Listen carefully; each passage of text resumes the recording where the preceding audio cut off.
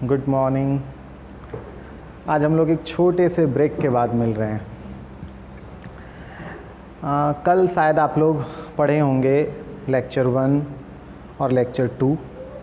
Actually जितने भी लोग लाइव क्लास किए होंगे लेक्चर 1 और लेक्चर 2 का और थोड़ा सा रिवीजन किए होंगे तो हमको लगता है सब कुछ याद हो गया होगा। बट कल जो हम ब्रेक दिए थे वो एक्चुअली उन लोगों के लिए था जिनको अभी तक पता नहीं चल पाया था कि हम लोग क्लास स्टार्ट कर चुके हैं और वो क्लास मिस कर दिए।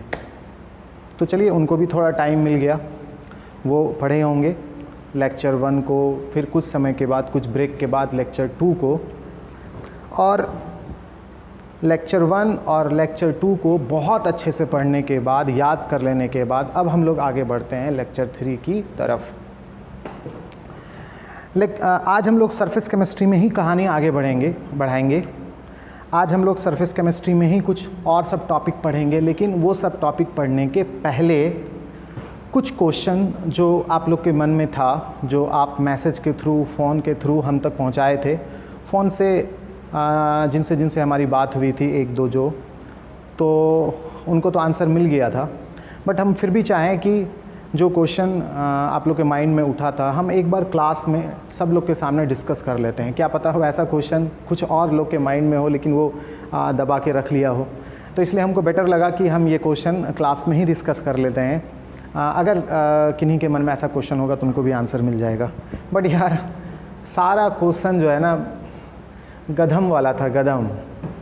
हम इसको गधा का भी उपाधि नहीं देंगे, गधम बोलेंगे। खैर चलो, जब क्वेश्चन पूछ ही लिए हो तो थोड़ा सा हम लोग डिस्कस कर लेते हैं। देख, पहला गधम वाला क्वेश्चन क्या था? एटीएम क्या है? खैर चलो, हम लोग उस एग्जाम्पल को याद करते हैं जहाँ पर एटीएम का यूज़ हुआ था। आप याद कीजिए अच्छे से। ऐसा ही कुछ कंटेनर लिए थे आप लोग, नहीं 2 कंटेनर लिए थे एक्चुअली। एक कंटेनर में चारकोल नहीं था और एक कंटेनर में चारकोल था, नहीं। अच्छा, कुछ गैस भी आप लोग लिए थे। कौन कौन सा गैस लिए थे याद है? H2 गैस, और कौन सा था रे? O2 gas, NH3 gas, CO2 gas, यही सब गैस था ना। अच्छा, जब चारकोल नहीं था तब ये प्रेशर लगा रहा था। प्रेशर धक्का नहीं, प्रेशर लगा रहा था 5 ATM। यही एटीएम नहीं, इसी एटीएम के बारे में आपने पूछ लिया कि एटीएम क्या है। एक्चुअली ये एटीएम क्या था? सबसे पहले तो हम लोग सीखें कि एटीएम का फुल फॉर्म क्या था, क्या बताए थे। याद कीजिए, हम 11th में बहुत डिटेल में बताए थे और 12th में भी सॉल्यूशन में साथ नोट पॉइंट में हम आपको एक बार रिवाइज़ कराए थे। तो एटीएम के बारे में सबसे पहला बात कि अच्छा, एटीएम का फुल फॉर्म क्या था? एटीएम का फुल फॉर्म याद है आपको? होना चाहिए। एटीएम का फुल फॉर्म था एटमॉस्फेरिक प्रेशर। हिंदी में इसको कहते थे वायुमंडलीय दबाव।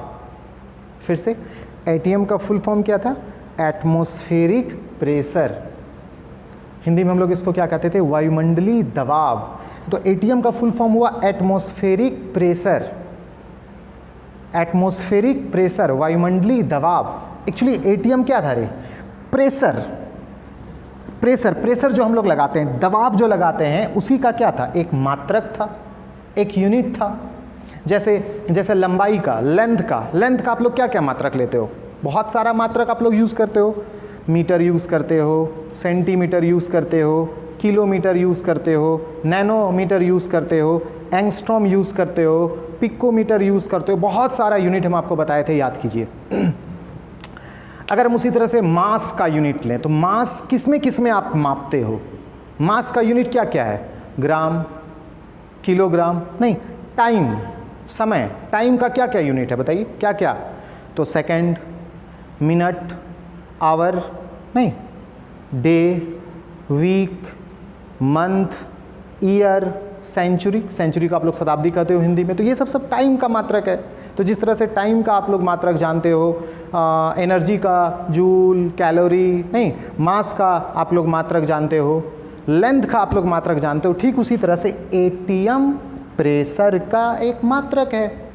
प्रेशर को जो हम लोग मापते हैं वो केजी में नहीं मापते हैं, मीटर में नहीं मापते हैं, प्रेशर को मापते किस में है रे? एटीएम में। तो एटीएम क्या है भाई? प्रेशर का एक यूनिट है। और इस एटीएम का फुल फॉर्म क्या है भाई? एटमॉस्फेरिक प्रेशर, जिसको हिंदी में हम लोग क्या कहते थे? वायुमंडलीय दबाव। नहीं तो एटीएम के बारे में क्या आप रिवाइज कर लिए, क्या जान लिए? एटीएम क्या है? प्रेशर का एक यूनिट है। प्रेशर को अगर हम मापेंगे तो एटीएम में ही मापेंगे। ज़रा यहाँ पर एक और बात याद कीजिए, हम एटीएम का प्रेशर का कुछ और मात्रक भी हम आपको बताए थे, सबके बीच में रिलेशन भी बताए थे। प्रेशर का और क्या क्या मात्रक बताए थे, याद आपको कुछ आ रहा है? एटीएम बताए थे, mm ऑफ Hg भी बताए थे, सेंटीमीटर ऑफ Hg भी बताए थे, पास्कल भी बताए थे, न्यूटन पर मीटर स्क्वायर भी बताए थे, नहीं टॉर भी बताए थे, बार भी बताए थे। सबके बीच में रिलेशन भी हम आपको बताए थे। जैसे मान लो 60 सेकंड का 1 मिनट होता है, नहीं ठीक उसी तरह से 1 एटीएम में 760 mm ऑफ Hg होता था, 76 cm ऑफ Hg होता था, 10 to the power 5 approx pascal होता था। तो सबके बीच में रिलेशन भी हम आपको बताए थे। प्रेशर का बहुत सारा यूनिट हम आपको बताए थे, सबके बीच में रिलेशन भी बताए थे। तो एटीएम के बारे में क्या हम लोग जान लिए भाई? एटीएम प्रेशर का एक यूनिट है, प्रेशर का एक मात्रक है। प्रेशर को अगर मापेंगे तो हम एटीएम में ही मापेंगे। अब एटीएम का फुल फॉर्म जो था वो था क्या? Atmospheric pressure. जब इतना डिस्कस कर ही लिए हो यार, तो ज़रा सा एटमॉस्फेरिक प्रेशर को भी हम लोग डिस्कस कर लेते हैं, है ना? किसी के मन में हो सकता है कि वो भी छिपा हुआ हो क्वेश्चन। तो एटमॉस्फेरिक प्रेशर आप समझ पा रहे हैं क्या है? देखो एटमॉस्फेरिक प्रेशर बना है किससे? एटमॉस्फेयर से। अब एटमॉस्फेयर क्या है? एटमॉस्फेयर को हिंदी में हम लोग क्या कहते हैं? वायुमंडल। नहीं तो एटमॉस्फेयर क्या है? वायुमंडल क्या है? तो आप जहाँ पर भी बैठे हो, आपके ऊपर दाएं बाएं आगे पीछे क्या है? जैसे अभी हम यहाँ पर हैं तो हमारे ऊपर इधर दाएं बाएं आगे पीछे क्या है? ये सब क्या है? यहाँ पर बहुत सारा गैस है, धूलकण है, मॉइस्चर है, नहीं H2 गैस है, N2 गैस है, CO2 गैस है, NH3 गैस है, SO2 गैस है, बहुत सारा गैस है। उसमें कुछ धूलकण भी है, मॉइस्चर भी है। तो यही जो गैस सब है, बहुत सारा गैस है, धूलकण है, मॉइस्चर है, ये सब के मिश्रण को हम लोग क्या कहते हैं? एटमॉस्फेयर। सब के मिश्रण को हम लोग क्या कहते हैं? वायुमंडल, या फिर आप एयर भी बोल सकते हैं, है ना? हवा, एयर क्या है? गैसों का मिश्रण, मिक्सचर ऑफ गैसेस। नहीं तो हमारे इर्द गिर्द ये जो H2 गैस है, N2 गैस है, CO2, बहुत सारा जो गैस है, धूलकण है, मॉइस्चर है, ये सब के सम्मिलित रूप को, कंबाइंड रूप को, मिक्सचर को, मिश्रण को हम लोग क्या कहते हैं? एयर। इसी को आप कहते हो वायुमंडल, इसी को आप लोग कहते हो एटमॉस्फेयर, इसी को आप लोग कहते हो सराउंडिंग, इसी को आप लोग कहते हो वातावरण। नहीं तो हमारे इर्द गिर्द ये सब क्या है? बोलो, हवा है, एटमॉस्फेयर है, गैसों का मिश्रण है। और यही एटमॉस्फेयर, यही गैसों का मिश्रण हमारे ऊपर जितना प्रेशर लगाता है, नहीं हमको जितना दबाता है, हम पे जितना धक्का मारता है, हम पे जितना दबाव लगाता है, उसी प्रेशर का मान हमने लिया 1 एटीएम।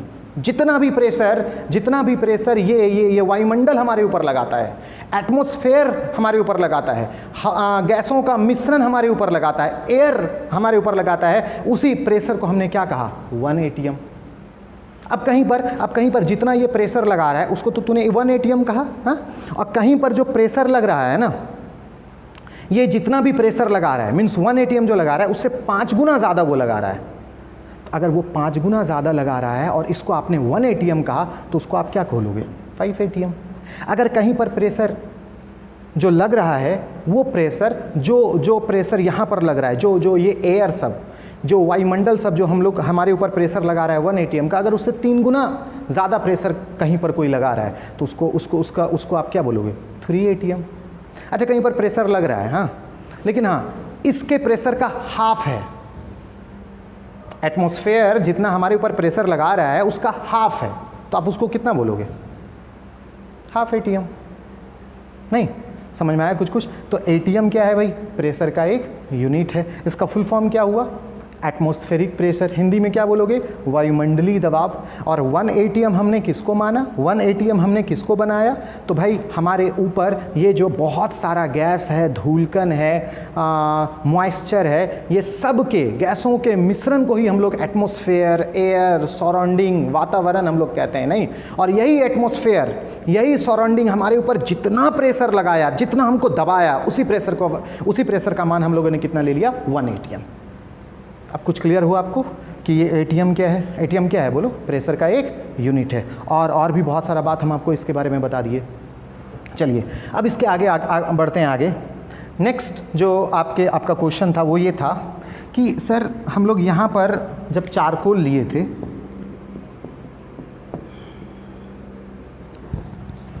नहीं चारकोल लिए थे, तो क्या ये गैस सब जब यहाँ पर अट्रैक्ट हुआ, गैस सब जब संचित हुआ, गैस सब जब एक्यूमुलेट हुआ, तो क्या एनर्जी निकलेगा? यार ये भी कोई क्वेश्चन है, बिल्कुल निकलेगा। जैसे देख यहाँ पर ये सब गैस है, गैस है, गैस है ये सब,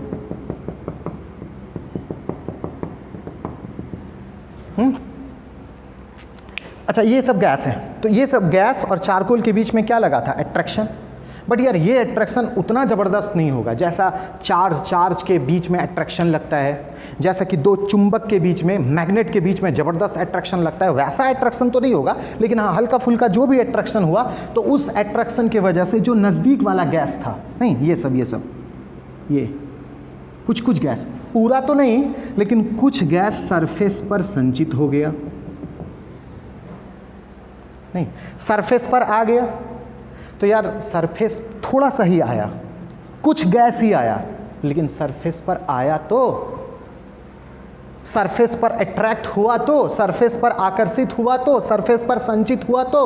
और सरफेस पर आना, सरफेस पर संचित होना ही तो कहलाता है एडजॉर्प्शन। और एडजॉर्प्शन में एनर्जी तो निकलता है, अट्रैक्शन में एनर्जी तो निकलता है। तो अगर कुछ ही गैस आया यहाँ पर, कुछ ही गैस यहाँ पर अट्रैक्ट हुआ, अगर थोड़ा सा ही एडजॉर्प्शन हुआ, तो क्या थोड़ा सा एनर्जी नहीं निकलेगा? क्योंकि यहाँ पर गैस और सरफेस के बीच में अट्रैक्शन हुआ है, और जब भी अट्रैक्शन होगा एनर्जी रिलीज होगा। तो यहाँ पर भी एडजॉर्प्शन हुआ है, यहाँ पर भी अट्रैक्शन हुआ है, तो मॉलिक्यूल्स अगर आएगा तो एनर्जी निकलेगा। तो शायद आपको आंसर मिल गया होगा कि हाँ एनर्जी यहाँ पर निकलेगा। अब देख लेना यार, हाँ अब ये इतना यहाँ पर एनर्जी नहीं निकलेगा कि आप खाना बना सको, चाय बना सको। अब अगला क्वेश्चन ये मत आ जाना चाहिए कि सर ये जो एनर्जी निकला ना, तो यहाँ पर क्या हम दूध और भी क्या क्या मिलाते हैं, वो सब डाल दें तो चाय बन जाएगा क्या, या खाना बना सकते हैं क्या? तब तो अच्छा बात है, एक कंटेनर ले लो, थोड़ा सा गैस ले लो, 4 किलो लो, खाना बना लोगे यार। तो इतना ज़्यादा एनर्जी नहीं मिलता है, इतना ज़्यादा एनर्जी नहीं निकलता है कि आप कुछ काम कर सको, लेकिन हाँ एनर्जी निकलता है। क्यों? क्योंकि यहाँ पर अट्रैक्शन हुआ। ठीक है। और हाँ, और शायद एक और क्वेश्चन था आपका कि सर एक ही कंटेनर में आप H2 भी लिए हो, O2 भी लिए हो, NH3 भी ले लिए हैं और CO2 भी ले लिए हैं। तो जब चारों गैस आप एक ही में ले लिए हैं, तो क्या ये आपस में रिएक्शन नहीं कर लेगा? अरे तू जहाँ पर बैठा है ना, तेरे कान के बगल में भी ये चारों गैस मंडरा रहा है, आँख के बगल में भी ये चारों गैस मंडरा रहा है, इधर वाले कान के बगल में भी है, नाक के भी सामने में गैस सब है, हर जगह ये सब गैस है। तो आपको क्या लग रहा है कि हर जगह रिएक्शन हो रहा है? वो देखो H2 और O2 आपस में H2 बनाया, तब पानी बना, ऐसे हाथ में रखो पानी बना, तेल भी लिए, H2 और N2 आपस में रिएक्शन किया, NH3 बना दिया। तो आप बोलोगे सर चलिए ठीक है, अब तो थोड़ा सा लग रहा है कि हाँ मतलब हम गड़बड़ कर दिए, क्योंकि इधर उधर भी तो हर जगह गैस फैला हुआ है, कहाँ पर रिएक्शन हो रहा है? तो एक्चुअल चीज़ क्या है? एक्चुअली देखो है क्या, गैस गैस में रिएक्शन होता है, H2 और O2 मिलकर H2O बनता है, H2 और N2 मिलकर NH3 बनाता है, गैस गैस के बीच में रिएक्शन होता है। लेकिन गैस गैस के बीच में रिएक्शन होता है एक खास कंडीशन पर, एक खास टेम्परेचर पर, एक खास प्रेशर पर, एक खास शर्त पर। यही H2 और O2 या फिर H2 और N2 के बीच में अगर रिएक्शन कराना चाहते हैं, तो ऐसे अगर छोड़ दीजिएगा तो ना के बराबर रिएक्शन होगा। लेकिन उसी H2 और N2 को अगर आप कंबाइन करो और अगर टेम्परेचर 700 से 770 केल्विन, समझ रहे हो ना कितना, 700 से 770 केल्विन अगर कर दीजिएगा, तो वो फटाक से आपस में कंबाइंड होके NH3 बना देगा। तो H2 और N2 रिएक्शन किया, तो रिएक्शन तो किया, लेकिन नॉर्मल कंडीशन पर नहीं। नॉर्मल टेम्परेचर पर नहीं, सामान्य ताप पर नहीं, हम लोग का जो कमरे का ताप है, रूम टेम्परेचर है, रूम टेम्परेचर पर नहीं। ऐसा करने के लिए हम लोग को टेम्परेचर को बढ़ाना पड़ा, 700 से 770 केल्विन करना पड़ा, प्रेशर को बढ़ाना पड़ सकता है, आपको कुछ खास कंडीशन लगाना पड़ सकता है, आपको कैटलिस्ट डालना पड़ सकता है, आपको उत्प्रेरक डालना पड़ सकता है, मतलब कुछ ना कुछ खास करना पड़ेगा, तब जाके गैस और गैस रिएक्शन करेगा। नहीं तो यहाँ पर चूंकि ऐसा कोई कंडीशन है नहीं, तो ये चारों के बीच में अपने आप रिएक्शन होना लगभग असंभव के बराबर है, रिएक्शन नहीं होगा। हाँ, अगर हम कुछ कंडीशन डाल देते, कैटलिस्ट डाल देते, टेम्परेचर बढ़ा देते, प्रेशर बढ़ा देते, कुछ कर देते, तो हो सकता है रिएक्शन करता, बट ऐसा कुछ अभी कंडीशन है नहीं, तो रिएक्शन होगा नहीं। ठीक है, तो हम लोग अब आगे बढ़ें। तो आगे बढ़ने के पहले इसको थोड़ा हटा दिया जाए।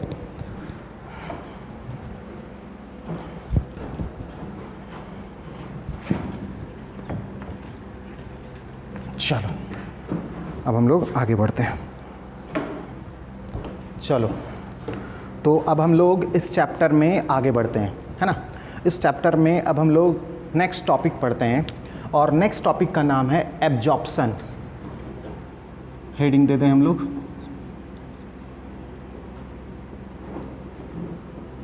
एब्जॉर्प्शन, और इसको हिंदी में कहते हैं हम लोग अवशोषण। ठीक है, नेक्स्ट टॉपिक हम लोग का क्या है, एब्जॉर्प्शन। इसको हिंदी में हम लोग क्या कहते हैं, अवशोषण। आप गौर कीजिए, यहाँ पर है बी, नहीं यहाँ पर बी है, और जो हमारा पहला टॉपिक था उसमें यहाँ पर डी था, एडजॉर्प्शन। याद करिए, एडजॉर्प्शन, और ये क्या है, एब्जॉर्प्शन। अंतर है दोनों में, वो था एडजॉर्प्शन ए डी, और ये है एब्जॉर्प्शन। अब अच्छा एक चीज़ और कि हाँ, आप लोग जैसे हम लोग क्लास करेंगे, पूरा अच्छे से क्लास करना, कंसंट्रेट करके, जैसा आप लोग क्लासरूम में क्लास करते थे, पूरा अच्छे से लगभग याद कर लिया करते थे, बिल्कुल उसी तरह से आपको यहाँ पर भी बिल्कुल याद कर लेना है, अच्छे से एकदम याद कर लेना है, इतना अच्छे से समझना है आपको। और जनरली हम लोग के क्लास में जैसा पीछे का इतिहास रहा हुआ है, और जैसा कि आप लोग बताते हो, ऐसे डाउट तो बिल्कुल ना के बराबर होगा, लेकिन फिर भी अगर किसी के मन में कोई क्वेश्चन रहा हल्का फुल्का कि सर मेरे मन में ऐसा कुछ क्वेश्चन आ रहा है, तो आप बिल्कुल पूछोगे।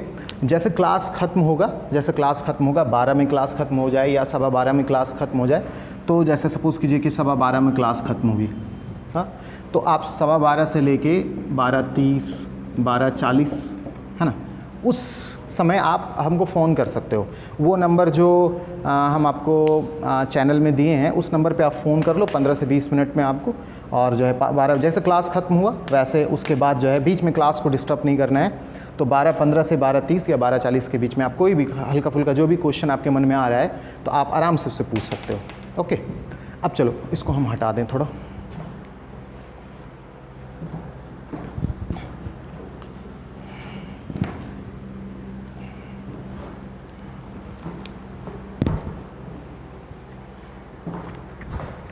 तो नेक्स्ट टॉपिक हम लोग का क्या है, एब्जॉर्प्शन। नेक्स्ट टॉपिक क्या है, यस, एब्जॉर्प्शन। एब्जॉर्प्शन का हिंदी हम लोग का क्या है भाई, अवशोषण।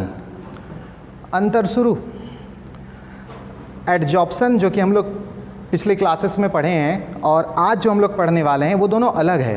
एडजॉर्प्शन ए डी, हाँ, और ये है ए बी। एब्जॉर्प्शन हिंदी तो बिल्कुल अलग है, वो था अधिशोषण, ये है अवशोषण। हाँ, अब हम लोग देखते हैं कि ये एब्जॉर्प्शन क्या है, अच्छे से समझिएगा।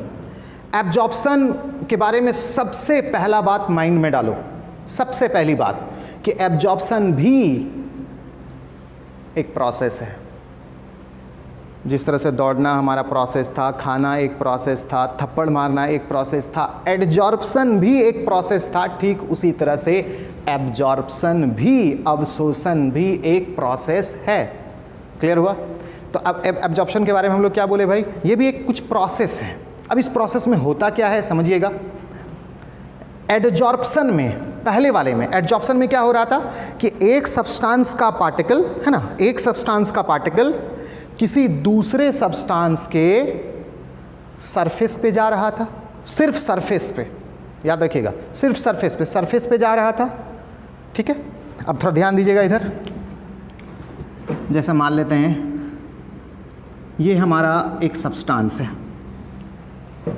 अब गौर से देखो, यहां पर आ जाओ, इसका सरफेस कौन है? सरफेस क्या होगा बताओ? सरफेस सोचो, सरफेस तो यही होगा, यही होगा ना रे। ये बिस्किट है या कोई एक सब्सटेंस है, तो इसका सरफेस क्या होगा? सबसे ऊपर वाला भाग, सबसे ऊपर वाला भाग। तो अगर कोई सब्सटेंस यहां आता था, कोई दूसरा सब्सटेंस यहां पर आता था, यहां पर, तब फिर हम लोग इसको कहते थे क्या? एडजॉर्प्शन, नहीं, एडजॉर्प्शन कहते थे हम लोग उसको, एडजॉर्प्शन। बट ध्यान देना, सरफेस से ही एंट्री करेगा, सरफेस से ही आएगा, बट सरफेस पे रुकना नहीं चाहिए। अगर वो इंटरनल पार्ट में चला गया, अच्छा इंटरनल पार्ट तो आप इसी को ना बोलोगे भाई, इस सरफेस को छोड़ के, ऊपर वाला भाग को छोड़ के अंदर में जितना बचा है वही ना हुआ इंटरनल पार्ट। तो इंटरनल पार्ट आप किसको बोलोगे? इसी को हम लोग बोलेंगे। हाँ, तो अगर कोई सब्सटेंस, कोई भी सब्सटेंस अगर इस सब्सटेंस के सरफेस पे नहीं, हटाओ इसको, सरफेस से ही एंट्री किया है, वो सरफेस, हमारा सरफेस ही तो गेट है, अंदर जाएगा तो सरफेस से होते हुए ही जाएगा, बट वो सरफेस पे रुका नहीं, सरफेस पर वो स्टॉप नहीं किया है, सरफेस पर बचा नहीं है, वो कहाँ चला गया? सरफेस से होते हुए इंटरनल पार्ट में चला गया। तो अगर इंटरनल पार्ट में चला गया तब फिर हम इस प्रोसेस को कहेंगे एब्जॉर्प्शन, ठीक है। तो वैसा प्रोसेस जिसमें एक सब्सटेंस का पार्टिकल किसी दूसरे सब्सटेंस के पूरे इंटरनल पार्ट में चला जाता है, पूरे अंदरूनी भाग में चला जाता है, पूरे अंदरूनी भाग में संचित हो जाता है, पूरे के पूरे इंटरनल पार्ट में एक्यूमुलेट्स हो जाता है, आप उसको बोलोगे AB, मतलब एब्जॉर्प्शन। तो दोनों में अंतर कुछ समझ में आया? जो पहले हम लोग पढ़े थे एडजॉर्प्शन, उसमें सरफेस पे आया था, और एब्जॉर्प्शन में इंटरनल पार्ट में आया है। एडजॉर्प्शन में कहां पर आया था? सरफेस पे, और एब्जॉर्प्शन में कहां आ रहा है? इंटरनल पार्ट में। नहीं, अब एक क्वेश्चन आपके माइंड में आ रहा होगा कि सर सरफेस से जाएगा तो सरफेस पे तो थोड़ा मोड़ा रुकना चाहिए, रुक, सरफेस पे रुका और अंदर भी चला गया तो उस प्रोसेस का अलग नाम है। हो सकता है कि हम लोग आज ही उस प्रोसेस के बारे में पढ़े, उसको सॉर्प्शन कहते हैं, ठीक है। लेकिन अगर सरफेस पर नहीं रुका, इंटरनल पार्ट में चला गया, सरफेस पे नहीं बचा है, तब उसको कहना एब्जॉर्प्शन। बात समझे आप? अगर सिर्फ सरफेस पे आया तो कहानी अलग, सिर्फ इंटरनल पार्ट में आया तो कहानी अलग, और सरफेस के साथ साथ इंटरनल पार्ट दोनों में आया तब फिर कहानी अलग। तीनों अलग अलग चीज़ है। तो अभी आप पढ़ रहे हो वो प्रोसेस, वैसा प्रोसेस जिसमें एक सब्सटेंस का पार्टिकल किसी दूसरे सब्सटेंस के पूरे इंटरनल पार्ट में समा जाता है, पूरे इंटरनल पार्ट में चला जाता है, पूरे इंटरनल पार्ट में संचित हो जाता है, उसी को हम लोग बोलेंगे एब्जॉर्प्शन। अभी भी हो सकता है कुछ माइंड में क्वेश्चन हो कि सर ऐसा होता है क्या, सरफेस से जाए और सरफेस पे नहीं रहे, या पूरा का पूरा इंटरनल पार्ट भर जाए लेकिन सरफेस पे नहीं रहे, ऐसा कहीं पर होता है क्या? हाँ, देखिए हम बताते हैं आपको। कभी कभी हो सकता है कि आप लोग, अभी तो पूरी तरह से सब कुछ बंद है, बट पहले कभी बरसात के समय में आप ऑटो पे चढ़े होंगे, कहीं जाना होगा, और अभी ही बरसात हुई है ऐसा कुछ, और आपको इमरजेंसी में जाना पड़ गया कि नहीं हमको कहीं जाना है, और आपको ऑटो पे बैठना पड़ा। अब ऑटो में बैठे तो आप ज़रूर, मतलब बैठने के लिए जा रहे थे, हड़बड़ में थे आप, जल्दी से जल्दी हमको जाना था, रोड में गए, ऑटो लगी हुई थी, तो हम लोग उस ऑटो में बैठना चाहे। अब टाइम था नहीं कि क्या देखें नहीं देखें, सीट मिला, हम लोग सोचे बैठ जाएं। तो आप जैसे बैठे, बैठ तो गए, बट उस ऑटो का ना थोड़ा सीट के बारे में आप इमेजिन करो जिस पर आप बैठते हो। उस सीट में स्पंज लगा हुआ होता है, फोम, और उसके ऊपर में शायद ब्लैक कलर का ऐसा कुछ लेदर लगा हुआ रहता है। और ऐसा भी हो सकता है, और उस दिन ऐसा हुआ कि वो ऊपर वाला जो लेदर था ब्लैक कलर का, वो वहाँ पर का फटा हुआ था, ठीक है। हाँ, स्पंज जो था ना, उसका अंदर वाला जो स्पंज था वो मतलब साफ साफ दिख रहा था। होगी कोई ऐसा पुराना ऑटो जिसमें ऐसा कुछ हो गया, या फिर किसी कारणवश उसका फट गया। और बारिश जो हुई थी तो थोड़ी मोड़ी बारिश से जो पानी है वो स्पंज के अंदर चला गया था। आपको तो पता ही नहीं, आप ऊपर से देख के तो कभी नहीं बता पाओगे कि हाँ अंदर में कुछ गड़बड़ है। हाँ, स्पंज सोच रहा होगा हाँ आइए ना बैठिए ना, तब हम आपको बताते हैं कि मेरे अंदर क्या है। लेकिन क्या आप स्पंज को देख कर आप बता पाइएगा कि अंदर में वाटर है? उसका कलर ही कुछ ऐसा है कि लगभग पता नहीं चलता है। अब बहुत बहुत बहुत करीब से देखे तो कुछ पता चल जाए, बट ऐसे जनरली तुमको कुछ पता ही नहीं चलता है कि वहाँ पर कुछ है। हाँ, आप जो है मस्ती के साथ बैठ गए। बैठने के कुछ देर के बाद आपको लग रहा है ये क्या हो रहा है कुछ तो गड़बड़ हो गया। अब कुछ सोच के नहीं होने वाला है, आप गए, ठीक है, मोहर कहीं और लग गया है आपका। तो आप जैसे 10-15 मिनट बिताते हो या कुछ देर बिताते हो, तब लगता है यार कि कुछ गड़बड़ हो गया। तो अब बताइए, आप जैसे उतर रहे हो तो आपका पूरा का पूरा जो है कपड़ा भीग चुका है, या फिर जितना सा जैसा पानी था आपका कपड़ा भीग चुका है। लेकिन एक बात बताओ, आपको दिखा उस स्पंज पर पानी जरा सा भी दिखा? अब बैठे कुछ देर बाद महसूस हुआ, तब लगा कि आप बर्बाद हुए, तब लगा कि गए आप, अब क्या होगा। लेकिन जिसमें बैठ रहे थे उसमें कहाँ कुछ पता चल रहा था कि उसके अंदर पानी भी है। वो जो सीट है, सीट में जो स्पंज था, स्पंज के अंदर पानी है, कहाँ पता चल रहा था। तो आप देखिए यहाँ पर गौर कीजिए इस प्रोसेस को। स्पंज के इंटरनल पार्ट में पानी जा चुका है, इंटरनल पार्ट में पानी जा चुका है, बट सरफेस पे पानी है ना के बराबर। तो क्या वो एब्जॉर्प्शन का एक एग्जाम्पल हुआ कि नहीं हुआ? और ऐसा ढेरों एग्जाम्पल है जिसमें आप देख सकते हैं सरफेस से गया जरूर है, वो जो पानी गया होगा वो तो सरफेस से होते हुए ही नहीं गया होगा अंदर, लेकिन देखो सरफेस पे ना के बराबर रुका, सारा का सारा इंटरनल पार्ट में सिंच गया, सारा का सारा इंटरनल पार्ट में चला आया, सरफेस पे कुछ नहीं बचा। ओके, तो ऐसा प्रोसेस देखना, ऐसा प्रोसेस जहाँ पर सरफेस से होकर जाए बट सरफेस पे रुके नहीं, कहाँ चले जाए? इंटरनल पार्ट, पूरे इंटरनल पार्ट में चला जाए, उसी को हम लोग को कहना है एब्जॉर्प्शन। उसी को क्या कहना है? एब्जॉर्प्शन। समझ में आया आपको? तो चलिए हम लोग आगे बढ़ें और थोड़ा सा डिफिनेशन के बारे में सोचते हैं। अभी तक एब्जॉर्प्शन के बारे में आप क्या क्या सीखे?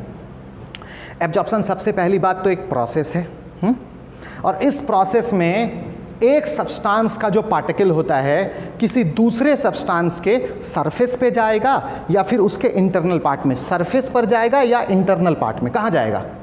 एब्जॉर्प्शन अगर आप पढ़ रहे हो तब तो इंटरनल पार्ट में जाएगा। तो हम लोग क्या बोलेंगे? वैसा प्रोसेस जिसमें एक सब्सटेंस का पार्टिकल किसी दूसरे सब्सटेंस के पूरे इंटरनल पार्ट में एक्यूमुलेट हो जाता है, पूरे इंटरनल पार्ट में चला जाता है, पूरे इंटरनल पार्ट में संचित हो जाता है, उसी को हम लोग बोलेंगे एब्जॉर्प्शन। नहीं, अगर आप डिफरेंशिएशन बनाना चाहो तो कैसे बनाओगे? द प्रोसेस, नहीं हम लोग लिखते भी हैं, क्या बोलेंगे भाई?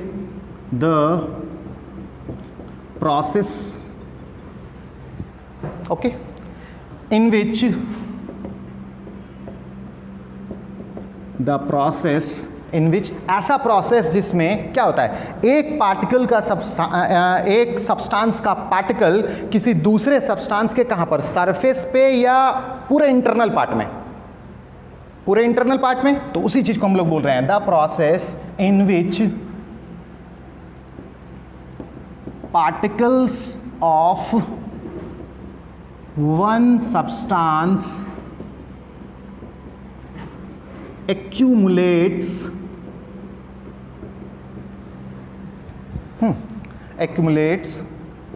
in the, है ना, पार्टिकल्स ऑफ वन सब्सटेंस, एक सब्सटेंस का पार्टिकल एक्यूमुलेट हो जाता है, चला जाता है कहाँ पर रे? सरफेस में या इंटरनल पार्ट में? इंटरनल पार्ट में, तो वही लिखेंगे हम लोग in the whole internal part of another substance। Clear है? देखो तो, the process in which particles of one substance accumulates in the whole internal part of another substance is called absorption। ध्यान रखिएगा, बी है इसमें, मिस मत करना, absorption. उसको हम लोग क्या बोलेंगे भाई? एब्जॉर्प्शन। कुछ याद हुआ? क्या बोलो? The process in which particles of one substance, एक सब्सटेंस का पार्टिकल दूसरे सब्सटेंस के कहां पर जाएगा? सरफेस पे या इंटरनल पार्ट पे? इंटरनल पार्ट पे। तो the process in which particles of one substance accumulates, मतलब चला जाता है, संचित हो जाता है कहां पर भाई? In the whole internal part, पूरे के पूरे इंटरनल पार्ट में, पूरे के पूरे अंदरूनी भाग में। किसका? दूसरे सब्सटेंस के इंटरनल पार्ट में चला जाता है। उसी को हम लोग क्या कह देते हैं? एब्जॉर्प्शन। नहीं, अब हिंदी में डेफिनेशन लिख लेते हैं, पहले इसको हम हटा दें।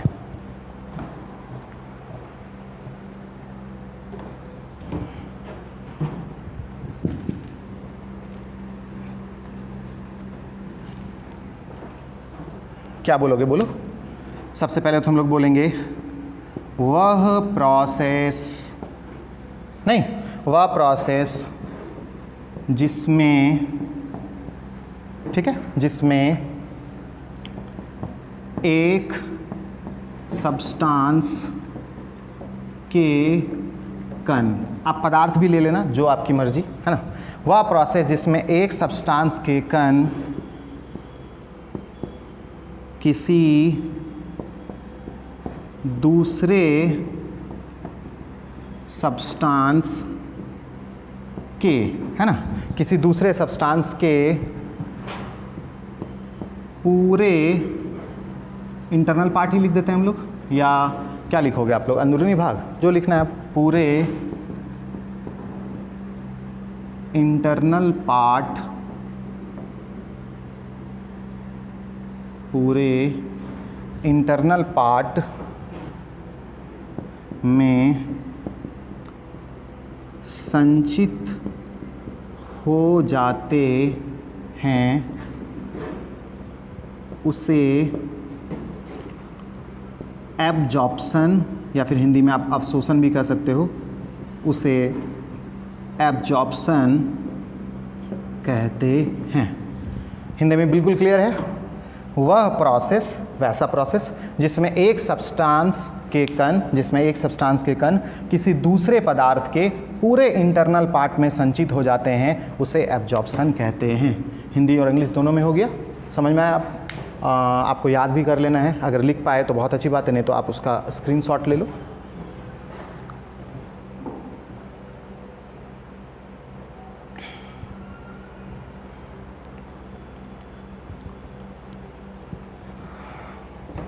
ले लिया आप लोग? अब चलो इसको हटा देते हैं और अब इसका फिगर हम लोग बनाते हैं।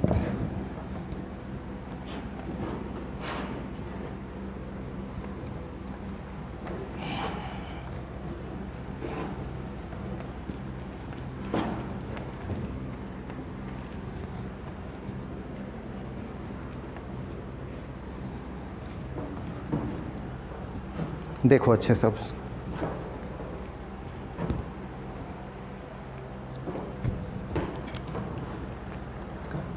अच्छे से समझना है। देखिए, ये हम लोग एक सब्सटेंस ले लेते हैं, ठीक है, और इस सब्सटेंस का हम थोड़ा सा ऊपर कर लेते हैं।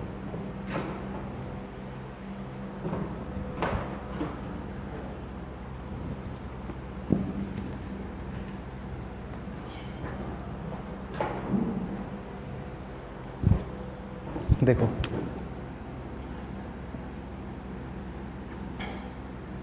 ये एक सब्सटेंस है, हाँ। इस सब्सटेंस पर, इस पदार्थ पर, जैसे मान लेते हैं ये बिस्किट है, इस बिस्किट में अगर दूध या चाय जो भी है, दूसरा सब्सटेंस अगर सिर्फ सरफेस पे आया, सिर्फ सरफेस पे आया, है ना, कहाँ पर आया भाई? सरफेस पे, तो उसको हम लोगों ने क्या कहा था? एब्जॉर्प्शन। बार बार लिखते रहे ताकि आपको एकदम अच्छे से क्लियर हो जाए, दोनों अलग अलग चीज़ है, ओके। और इसमें क्या होगा भाई कि एक सब्सटेंस जो है, इस सब्सटेंस के पूरे इंटरनल पार्ट में समा जाएगा। अभी स्पंज का भी एग्जांपल देखें। स्पंज में क्या था? एक सब्सटेंस मतलब कि वाटर किसी दूसरे सब्सटेंस के, मतलब स्पंज के कहाँ पर चला गया था? पूरे इंटरनल पार्ट में चला गया था। इंटरनल पार्ट कहाँ पर है बताओ? किसको बोलोगे इंटरनल पार्ट? ये सरफेस को या यहाँ को? ये इंटरनल पार्ट हुआ, तो ऐसे दिखा देना इसको।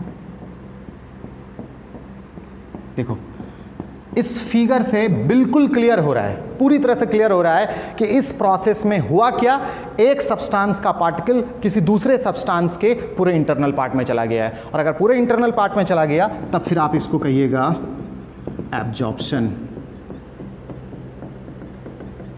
ओके, इसमें सिर्फ सरफेस पर गया है तो adsorption D D D D नहीं, और इसमें पूरे इंटरनल पार्ट में गया है तो एब्जॉर्प्शन बी, है ना। देखो बी, दोनों में अंतर है, दोनों अलग अलग चीज़ है। इसमें कहाँ पर गया है, सिर्फ सरफेस पे एडजॉर्प्शन, और अगर पूरे इंटरनल पार्ट में चला गया तो एब्जॉर्प्शन। ठीक है, अभी रुको और समझना है इसमें। आप इसके बारे में सीखे थे कि ये एक एक्सोथर्मिक प्रोसेस था क्योंकि इसमें हीट रिलीज होता था। अब ये क्या है अच्छे से समझना एकदम, इसीलिए हम थोड़ा सा फिगर को ऊपर किए थे क्योंकि यहाँ पर आपको समझाएंगे। अब इस सरफेस के बारे में तुम सोचो, सरफेस के बारे में, ये सरफेस भी क्या है, छोटा छोटा छोटा छोटा छोटा छोटा छोटा छोटा छोटा कण से मिलकर बना है। ये सरफेस, ये वाला वो ये वाला कण तो कहीं दूसरे से आया है, बट इस सब्सटेंस का जो ये सरफेस है, ये वाला सब्सटेंस का जो ये सरफेस है, ये भी किससे मिलकर बना होगा, छोटे छोटे छोटे छोटे छोटे पार्टिकल से मिलकर बना होगा। हम बना रहे हैं ये पार्टिकल, देखिए ये वाला, ये जो लाइन हम लोग खींचे थे, इसी लाइन को हम इसमें दिखा रहे हैं। इसके अंदर में भी बहुत सारा सब पार्टिकल सब होगा यहाँ पर इंटरनल पार्ट में, ठीक है। लेकिन ये सब जो पार्टिकल है कहीं आया नहीं है। ये पार्टिकल, ये सब जो पार्टिकल सब है, कण सब है, ये इसी सब्सटेंस का है। ये हुआ आपका सरफेस, ये सरफेस हुआ नहीं, ये सरफेस हुआ, और इसके अंदर में जो भी होगा वो सब अंदरूनी भाग का कण हुआ, ये जितना भी होगा। ओके, तो अब इस सरफेस को तुम गौर से देखो। इस सरफेस में इधर तो जगह बुक है नहीं, इधर एकदम सटा सटा सटा सटा कोई जगह वगह नहीं है, बट बाहर वाला एरिया देखो बिल्कुल खुला है। तो कोई सब्सटेंस यहां पर आसानी से आकर अट्रैक्ट हो सकता है। कोई दूसरा सब्सटेंस बोलो यहां पर चूंकि जगह खाली है तो आप आराम से यहां पर ला सकते हो, वो आ सकता है। नया कोई सब्सटेंस मान लेते हैं, ऐसा कुछ आया, ये ग्रीन कलर से हम दिखा देते हैं, पता नहीं कलर आपको उसमें दिखेगा कि नहीं दिखेगा। ये देखो, ये नया सब्सटेंस, न्यू सब्सटेंस आया, ये वाला यहाँ पर एकदम आराम से आ सकता है क्योंकि इस कण के ऊपर जगह खाली है, अंदर जगह बुक है, अंदर जाना थोड़ा सा परेशानी भरा है। बट हाँ, सब सतह पे ना अपने आप स्पॉन्टेनियसली स्वतः आ जाता है, और स्वतः अगर आ गया तो सिर्फ और सिर्फ क्या हुआ, हमको दम नहीं लगाना पड़ा, हमको एनर्जी नहीं देना पड़ा, सिर्फ और सिर्फ अट्रैक्शन के कारण एनर्जी रिलीज हुआ। मान लेते हैं कि 10 जूल एनर्जी यहाँ पर क्या हुआ, रिलीज हुआ। सपोज कीजिए, मान लीजिए कि ये जो नया पार्टिकल यहाँ पर आया था ना, इस नए पार्टिकल के आने से हम नहीं बुलाए हैं, हम लोग एनर्जी नहीं दिए हैं, हम लोग एक्स्ट्रा अलग से एनर्जी नहीं दिए हैं। यहाँ पर जगह खाली था तो इसके और इसके बीच में अट्रैक्शन हुआ, और अट्रैक्शन की वजह से ये यहाँ पर आके चिपक गया, और जहाँ पर भी अट्रैक्शन होगा वहाँ पर क्या होगा, एनर्जी रिलीज होगा। तो मान लेते हैं कि 10 जूल एनर्जी रिलीज यहाँ पर हुआ, ठीक है। बट यहाँ पर सिचुएशन कुछ और है, यहाँ का कंडीशन भाई कुछ और है। अब देखो यहाँ पर क्या है, एक पार्टिकल, ये जो पार्टिकल है सरफेस पे तो अलग पार्टिकल होगा ही, देखो ये सरफेस वाला पार्टिकल हुआ, ठीक है, और ये सरफेस वाला पार्टिकल हम यहाँ बनाए हैं। अब ये इंटरनल पार्ट वाला पार्टिकल बना रहे हैं, ठीक है, इंटरनल पार्ट वाला पार्टिकल बना रहे हैं, ठीक है। एक्चुअली अगर देखा जाए तो ये पार्टिकल तो बिल्कुल सटा सटा होगा, हम लोग तो फिगर में दिखा दिया ऐसे, लेकिन एकदम ये सटा सटा होगा नहीं, बिल्कुल सब एक दूसरे में चिपका हुआ होगा। तो सरफेस पे अगर लाना रहता तब तो देखो यहाँ पर जगह बिल्कुल खाली है, आके आराम से चिपक जाएगा, आराम से अट्रैक्शन होगा, और स्वतः अपने आप थोड़ा मोड़ा जो भी एनर्जी निकलना, बहुत ज़्यादा एनर्जी नहीं लेकिन हाँ थोड़ा मोड़ा एनर्जी आराम से निकल जाएगा। और एनर्जी निकला तो एग्जिट किया, और एग्जिट किया तो एक्सोथर्मिक प्रोसेस उसको हम लोग बोल देंगे। बट सतह पर जब नहीं हम लोग इंटरनल पार्ट में किसी दूसरे कण को, किसी दूसरे पदार्थ को डालने का कोशिश करते हैं तो बड़ा परेशानी है यहाँ पर। क्यों? क्योंकि देखिए ये पार्टिकल अपने चारों तरफ तो पार्टिकल से बिल्कुल घिरा हुआ है, इसको तो कोई इंटरेस्ट, कोई मन नहीं है कि हम नया कोई पार्टिकल को यहाँ पर जगह दें, क्योंकि जगह भी नहीं है, पूरी तरह से ये एकदम क्लोजली पैक्ड है, कहीं पर कोई जगह वगैरह नहीं है। तो अगर आप कोई पार्टिकल को डालना चाहते हो, कोई पार्टिकल को अगर इसमें हम लोग डालना चाहते हैं तो थोड़ा मोड़ा एक्स्ट्रा एनर्जी हम लोग को देना पड़ जाता है, अलग से एनर्जी देना पड़ जाता है। वो एनर्जी वो सराउंडिंग से खींच ले, जैसे कहीं पर हम लोग खुले जगह में छोड़ दिए हैं, जहाँ से धूप वहाँ पर पड़ रहा है, तो सनलाइट से भी वो एनर्जी ले जहाँ से एनर्जी लेना है, लेकिन वो एक्स्ट्रा एनर्जी ले लेता है, हम लोग से ले लेता है एनर्जी, मतलब हमको एक्स्ट्रा एनर्जी देना पड़ जाता है। पता चला कि इसके आने से 10 जूल निकला, लेकिन 100 जूल हम ही को देना पड़ गया था। जब मॉलिक्यूल्स गया, हल्का फुल्का अट्रैक्शन हुआ, तो अट्रैक्शन में एनर्जी रिलीज हुआ, 10 जूल एनर्जी रिलीज हुआ, ठीक है, बट उसको ले जाने के लिए ना, वो तो एनर्जी बाद में निकला यार, ले जाने के लिए हमको 100 जूल एनर्जी देना पड़ गया।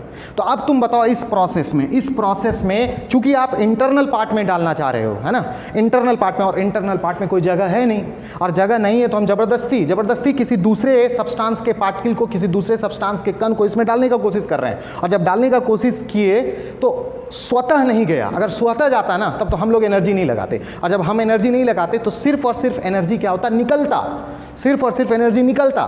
लेकिन यहाँ पर ये प्रक्रिया स्वतः नहीं हुई है, स्पॉन्टेनियसली नहीं हुआ है, हम लोग को एक्स्ट्रा एनर्जी देना पड़ गया, या फिर ये पदार्थ कहीं दूसरे जगह से, सूर्य से, वातावरण से, कहीं से एनर्जी को वो लिया।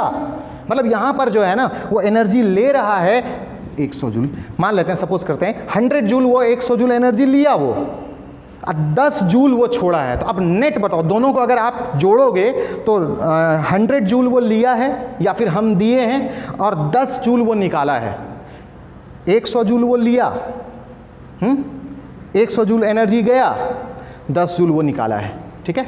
और ये 100 जूल क्यों दिए, समझ में आ रहा है ना, क्योंकि ये पार्टिकल अपने चारों तरफ अगर देखा जाए, ये पार्टिकल या ये पार्टिकल, कोई भी पार्टिकल ले लो, तो अपने चारों तरफ पूरी तरह से पैक्ड था, उसको नया पार्टिकल लेने का कोई मन ही नहीं था।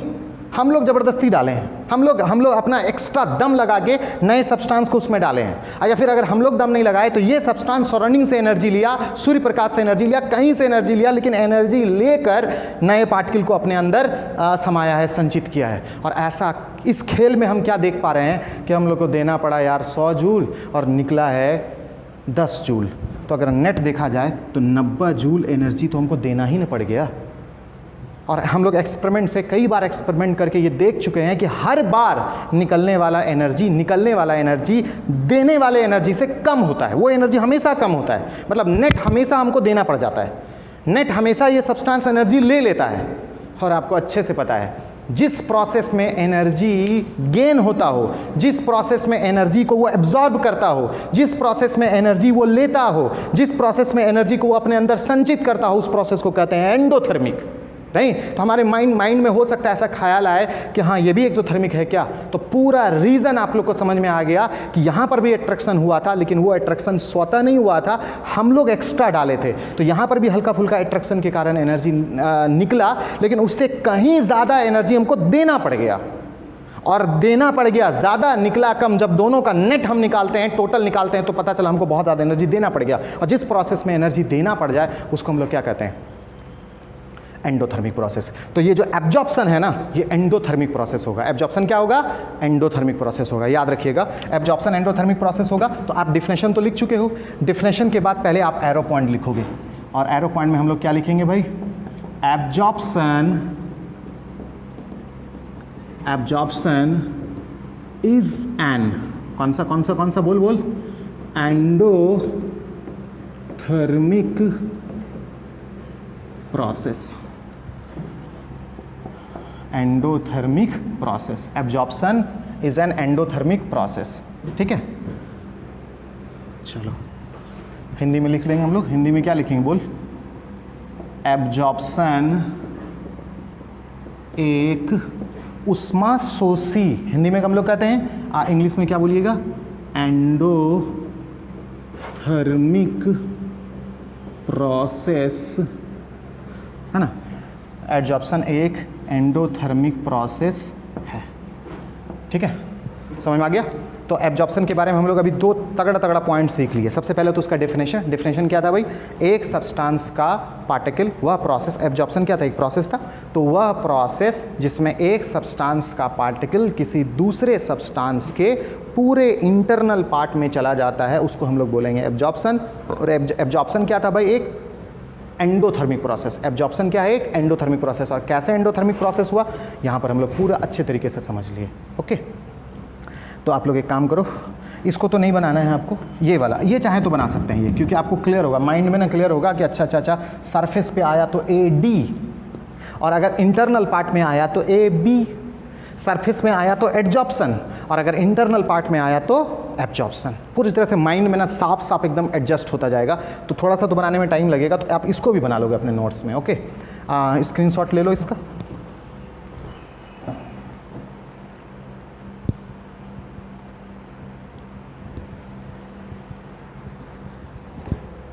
ले लिए, हटा दें इसको।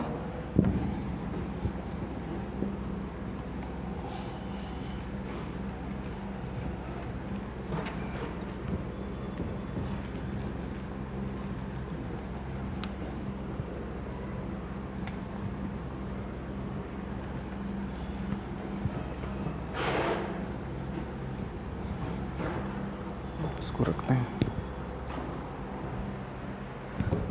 चलो हम लोग अब आगे बढ़ें, और अब अगला टॉपिक है हमारा डिफरेंस, अंतर। ठीक है, और अंतर किसके किसके बीच में? तो हम लोग जो पहले पढ़े थे ए डी एडजॉर्प्शन, और आज जो हम लोग पढ़े एब्जॉर्प्शन। पहले जो हम लोग पढ़े थे एडजॉर्प्शन अधिशोषण, और आज जो हम लोग पढ़े हैं एब्जॉर्प्शन। इस दोनों में हम लोग को डिफरेंस देखना है। तो अगला हेडिंग दिया जाए क्या? डिफरेंस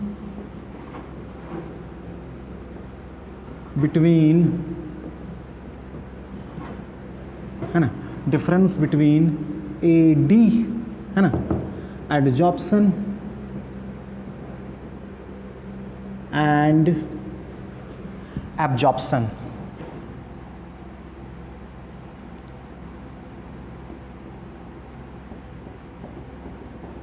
देखो, है ना, हिंदी में क्या बोलेंगे हम लोग भाई? एडजॉर्प्शन तथा एब्जॉर्प्शन के बीच अंतर, या अधिशोषण तथा अवशोषण के बीच अंतर, है ना। इस दोनों के बीच में हम लोग डिफरेंस देखना चाहते हैं। तो अगर हमको लिखना है तो हम लोग सबसे पहले तो ये बोलेंगे कि एडजॉर्प्शन और एब्जॉर्प्शन, है ना, एडजॉर्प्शन और एब्जॉर्प्शन दोनों के बीच में डिफरेंस को कुछ इस प्रकार दिया जा सकता है, can be given as follow, है ना। तो सबसे पहले हम लोग यही लिखते हैं, डिफरेंस बिटवीन क्या क्या? Adsorption and absorption can B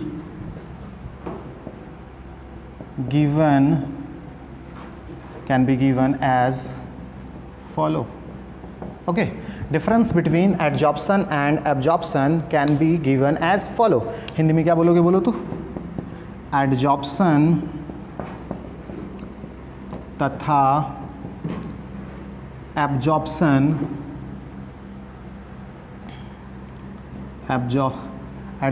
तथा एब्जॉर्प्शन के बीच अंतर निम्न प्रकार से दिया जा सकता है।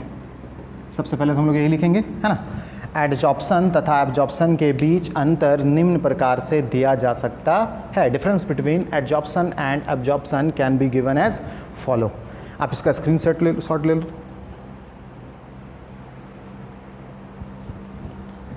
ले लिए, इसको हम हटा दें अब।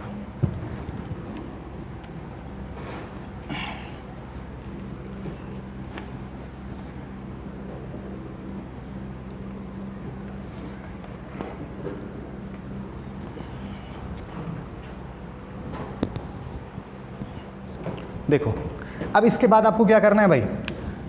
एक साइड आप लिखोगे एडजॉर्प्शन, है ना, और दूसरे साइड आपको लिखना है एब्जॉर्प्शन।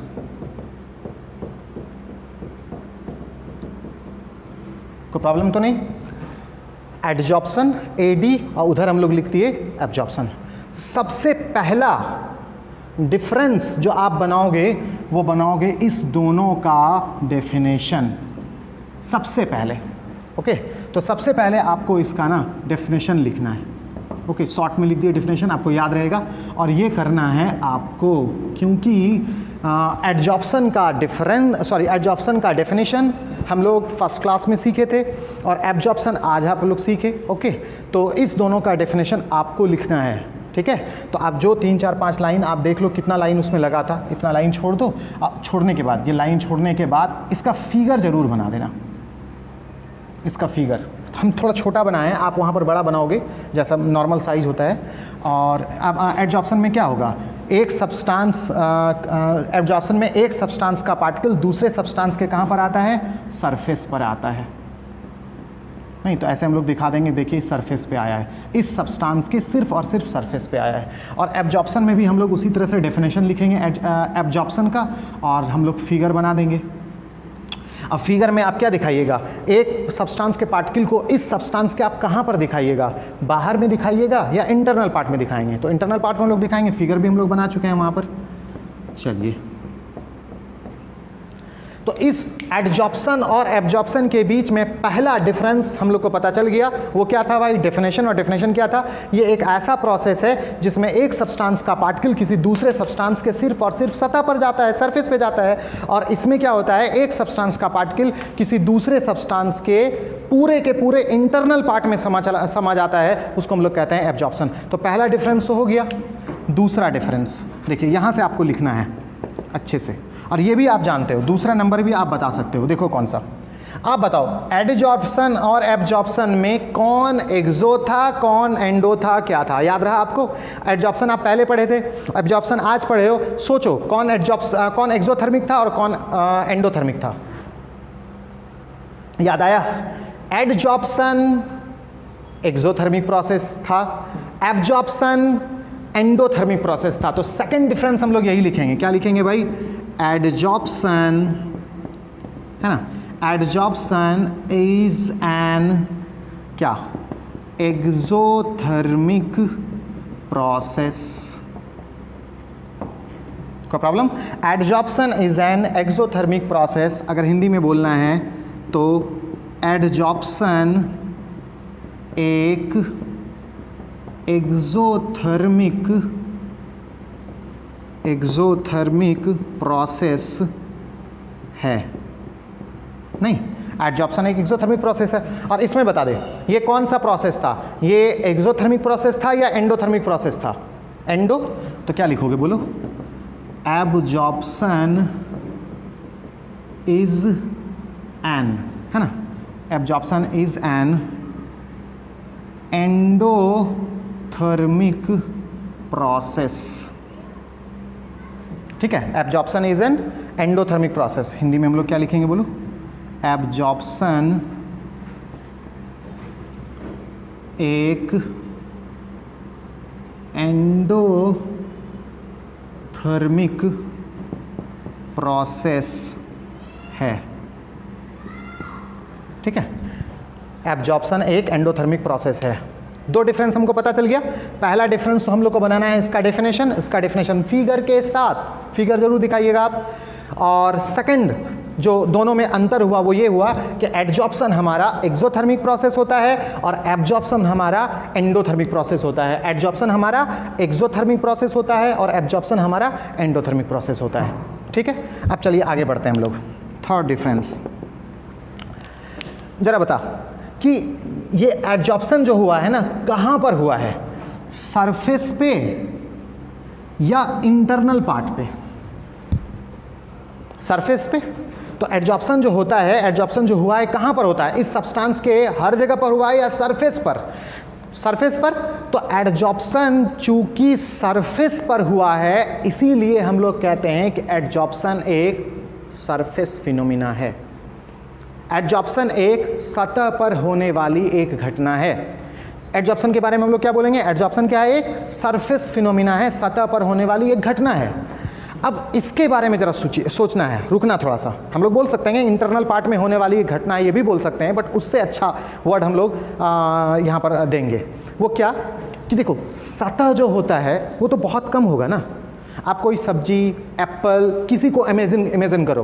तो अगर आप मान लो एप्पल को ही इमेजिन करते हैं तो एप्पल का जो ऊपर वाला परत है जिसको आप सरफेस कहते हो वो तो बहुत कम होता है ना, उसको छील के देखो इतनी सा निकलेगा। लेकिन इंटरनल पार्ट क्या है, बहुत सारा। कोई वेजिटेबल ही ले लो आप, वेजिटेबल को, आलू को ही आप सोचो, तो आलू का जो ऊपर वाला छिलका है जिसको हम लोग जनरली छील के हटा देते हैं, फेंक देते हैं, तो आप देख रहे हो ना ऊपर का जो सतह है, ऊपर का जो छिलका है वो क्या है, बहुत कम है। इंटरनल पार्ट क्या है, बहुत ज़्यादा है जनरली, है ना। तो इंटरनल पार्ट बहुत ज़्यादा होता है और एब्जॉर्प्शन में इंटरनल पार्ट में ही जाता है, सरफेस पे नहीं जाता है। सरफेस तो इतनी सा होता है, आप लोग देखिए अभी कोई भी वेजिटेबल ले लो या फ्रूट्स ले लो, हम लोग सब में देख रहे हैं कि सरफेस क्या होता है, बहुत कम होता है। तो हर चीज़ में यार, सिर्फ वेजिटेबल और फ्रूट्स का बात थोड़ी ना कर रहे हैं हम लोग, सब हर चीज़ में अप्लाई कर सकते हैं कि सरफेस जनरली बहुत कम होता है और उसका इंटरनल पार्ट जो होता है ना वो बहुत ज़्यादा होता है। सरफेस क्या होता है, कम, इंटरनल पार्ट क्या होता है, बहुत ज़्यादा, है ना। सरफेस क्या होता है, कम, सतह क्या होता है, कम, और इंटरनल पार्ट क्या होता है, बहुत ज़्यादा। सरफेस क्या होता है, कम, और इंटरनल पार्ट क्या होता है, बहुत ज़्यादा। और एब्जॉर्प्शन में, इसमें एब्जॉर्प्शन में एक सब्सटेंस का पार्टिकल दूसरे सब्सटेंस के इंटरनल पार्ट में ही जाता है और इंटरनल पार्ट बहुत ज़्यादा होता है, बहुत ज़्यादा होता है। तो इसके लिए हम लोग एक इंग्लिश में वर्ड यूज़ कर लिए, बल्क। बल्क मतलब होता है अधिकांश, अधिकांश। तो एब्जॉर्प्शन सिर्फ सतह पर होने वाली एक घटना है और एब्जॉर्प्शन इंटरनल पार्ट, मतलब सॉरी इंटरनल पार्ट, तो इंटरनल पार्ट तो बहुत ज़्यादा होता है, इसीलिए इंटरनल पार्ट की जगह पे हम लोग यूज़ कर लिए कि एब्जॉर्प्शन अधिकांश भागों में होने वाली एक घटना है। सिर्फ सरफेस को छोड़ दो, सिर्फ सरफेस को छोड़ दो तो सारा का सारा इंटरनल पार्ट ही है, पूरा का पूरा इंटरनल पार्ट ही है। अब पूरे इंटरनल पार्ट में दूसरा सब्सटेंस घुसता है। तो अब आप ये बताओ कि सतह पर जाता तो बहुत कम जाता, लेकिन अगर इंटरनल पार्ट में जा रहा है तब तो समझ लो कि लगभग पूरे सब्सटेंस में जा रहा है, अधिकांश भागों में जा रहा है। तो एब्जॉर्प्शन में आप लोग बोलिएगा कि ये एब्जॉर्प्शन जो है ना सरफेस पर होने वाली एक घटना नहीं है, सतह पर होने वाली घटना नहीं है, पूरे इंटरनल पार्ट में, मतलब अधिकांश भागों में होने वाली एक घटना है। इंग्लिश में हम लोग बोल देंगे बल्क फिनोमिना। हम लोग क्या बोल देंगे भाई, बल्क फिनोमिना, कि ये एब्जॉर्प्शन एक बल्क फिनोमिना है। बल्क मतलब अधिकांश भागों में होने वाली, और फिनोमिना मतलब घटना। तो इसके बारे में बोलिएगा कि ये बल्क फिनोमिना है, बल्क फिनोमिना है, अधिकांश भागों में होने वाली एक घटना है, अधिकांश भागों में होने वाली घटना है। और ये क्या है, सरफेस फिनोमिना है, सतह पर होने वाली एक घटना है। तो तीसरा डिफरेंस हम लोग को पता चल गया। नहीं, पहला डिफरेंस तो दोनों का डेफिनेशन हुआ, दूसरा डिफरेंस ये हुआ कि ये एक्सो है और ये एंडो है, और तीसरा हमको पता चला कि ये एक सरफेस फिनोमिना है। तो आप लिखोगे कैसे, एडजॉर्प्शन इज ए सरफेस, है ना, adsorption is a surface phenomena. Okay, surface phenomena. और हिंदी में क्या बोलेंगे भाई, एडजॉर्प्शन एक सरफेस फिनोमिना है भी बोल सकते हो, या नहीं तो ऐसे बोलो, एडजॉर्प्शन सतह पर होने वाली एक घटना है ना। एडजॉर्प्शन सतह पर होने वाली एक घटना है। ठीक है, अब चलिए इसमें तीसरा पॉइंट आप लोग क्या लिखिएगा भाई, बताओ, ये क्या सरफेस पे होगा या पूरे इंटरनल पार्ट में? पूरे इंटरनल पार्ट में, जिसको हम लोग क्या बोले, अधिकांश भागों में, इंग्लिश में क्या बोले, बल्क फिनोमिना। तो इसमें हम लोग लिखेंगे absorption is a bulk phenomena. Absorption is a bulk phenomena, और हिंदी में हम लोग क्या बोलेंगे, एब्जॉर्प्शन। ठीक है, एब्जॉर्प्शन मतलब अवशोषण। अब बल्क मतलब क्या हुआ रे, अधिकांश भागों में होने वाली, तो इसमें बोलिएगा एब्जॉर्प्शन अधिकांश भागों में होने वाली एक घटना है। ठीक है। एब्जॉर्प्शन अधिकांश भागों में होने वाली एक घटना है। क्लियर है? ये है सरफेस फिनोमिना और ये है बल्क फिनोमिना। ये सतह पर होने वाली एक घटना और ये अधिकांश भागों में होने वाली घटना। हमको लगता है इंग्लिश वाले को सबको टाइम मिला होगा लिखने का। अगर आप नहीं लिख पाए हो तो आप इसका स्क्रीनशॉट ले लो। तो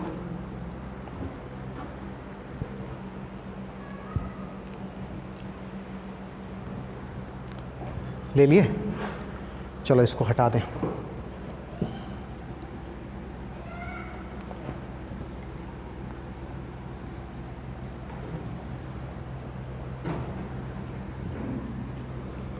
फिगर का हमको यूज़ है तो हम फिगर थोड़ा रहने देते हैं।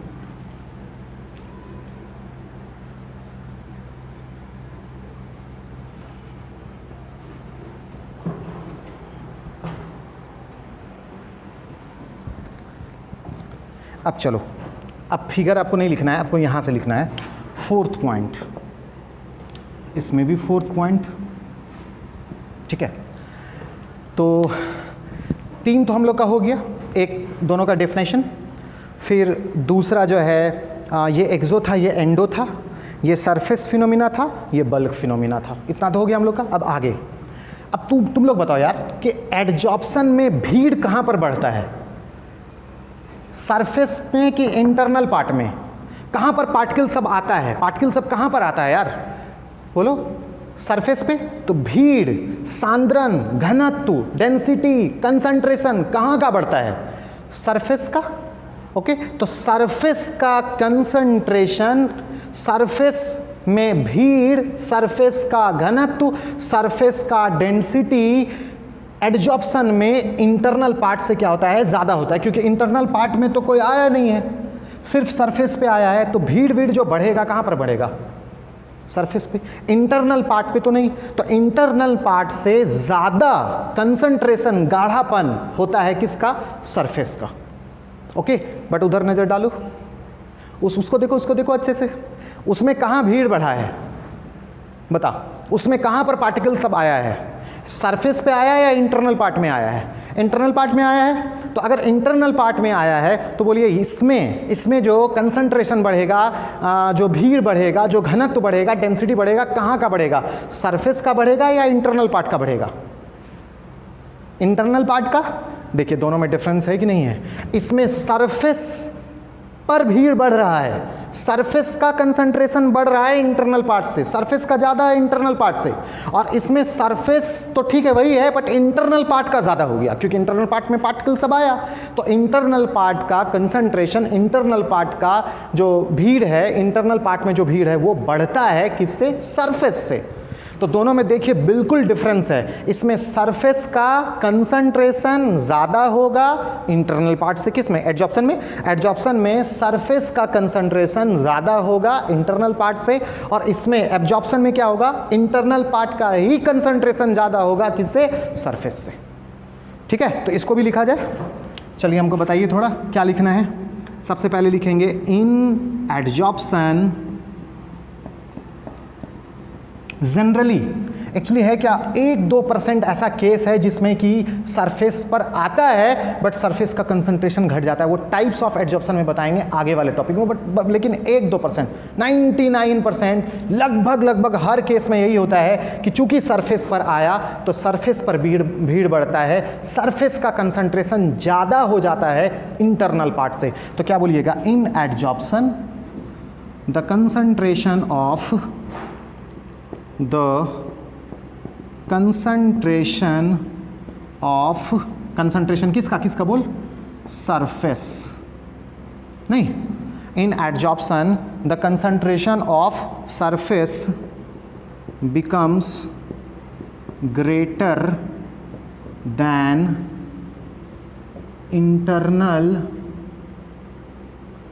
Internal part. ठीक है, हिंदी में फटाक से लिखते हैं हम लोग इसको। एडजॉर्प्शन में सरफेस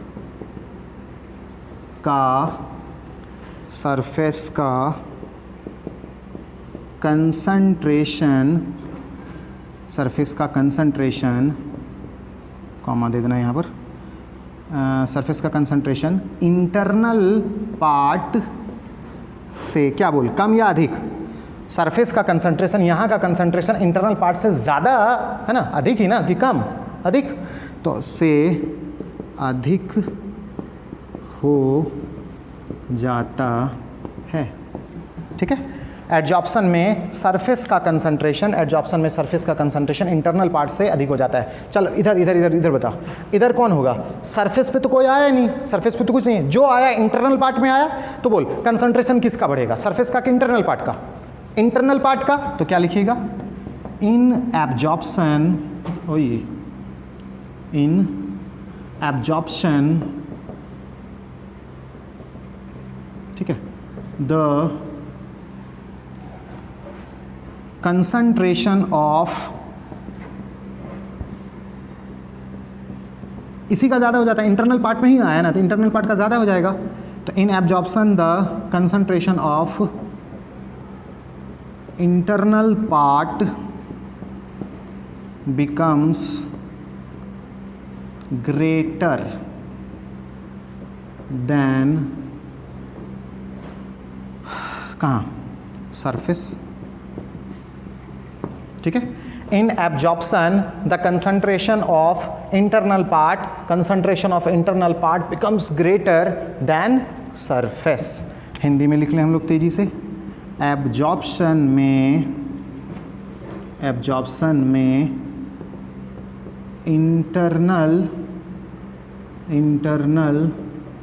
पार्ट का कंसंट्रेशन है ना, इंटरनल पार्ट का कंसंट्रेशन सरफेस से क्या होता है, ज़्यादा हो जाएगा, तो इंटरनल पार्ट का कंसंट्रेशन सरफेस से अधिक हो जाता है। हो गया, चौथा डिफरेंस हो गया हम लोग का। एक और डिफरेंस बताएंगे, 5 डिफरेंस हम लोग बताएंगे, हम लोग पढ़ेंगे। तो आप जो है लिख पाए तो ठीक है, नहीं तो इसको तेज़ी से स्क्रीनशॉट लो। तो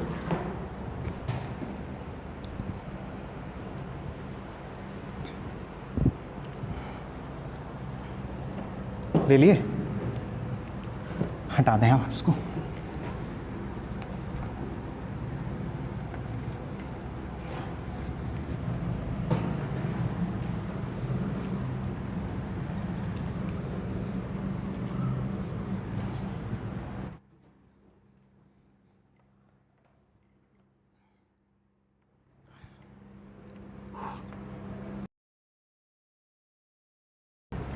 चलो देखो,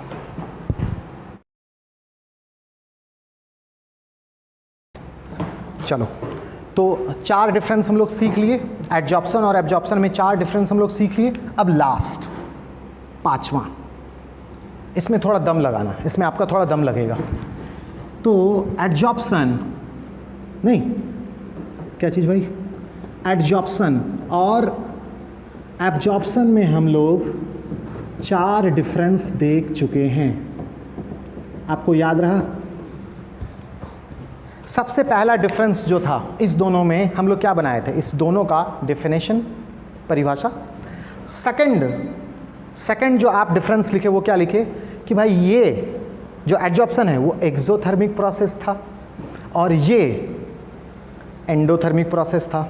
तीसरा डिफरेंस आपने लिखा था इसमें कि ये सरफेस फिनोमिना है, सतह पर होने वाली एक घटना है, और इसमें आप लिखे थे बल्क फिनोमिना है, अधिकांश भागों में होने वाली एक घटना है। अच्छा, इसमें चौथा डिफरेंस आपने लिखा था, चौथा डिफरेंस आपने लिखा था कि इसमें सरफेस का कंसंट्रेशन ज़्यादा हो जाता है, लेकिन इसमें इंटरनल पार्ट का कंसंट्रेशन ज़्यादा हो जाता है। नहीं, 4 डिफरेंस हो चुका है।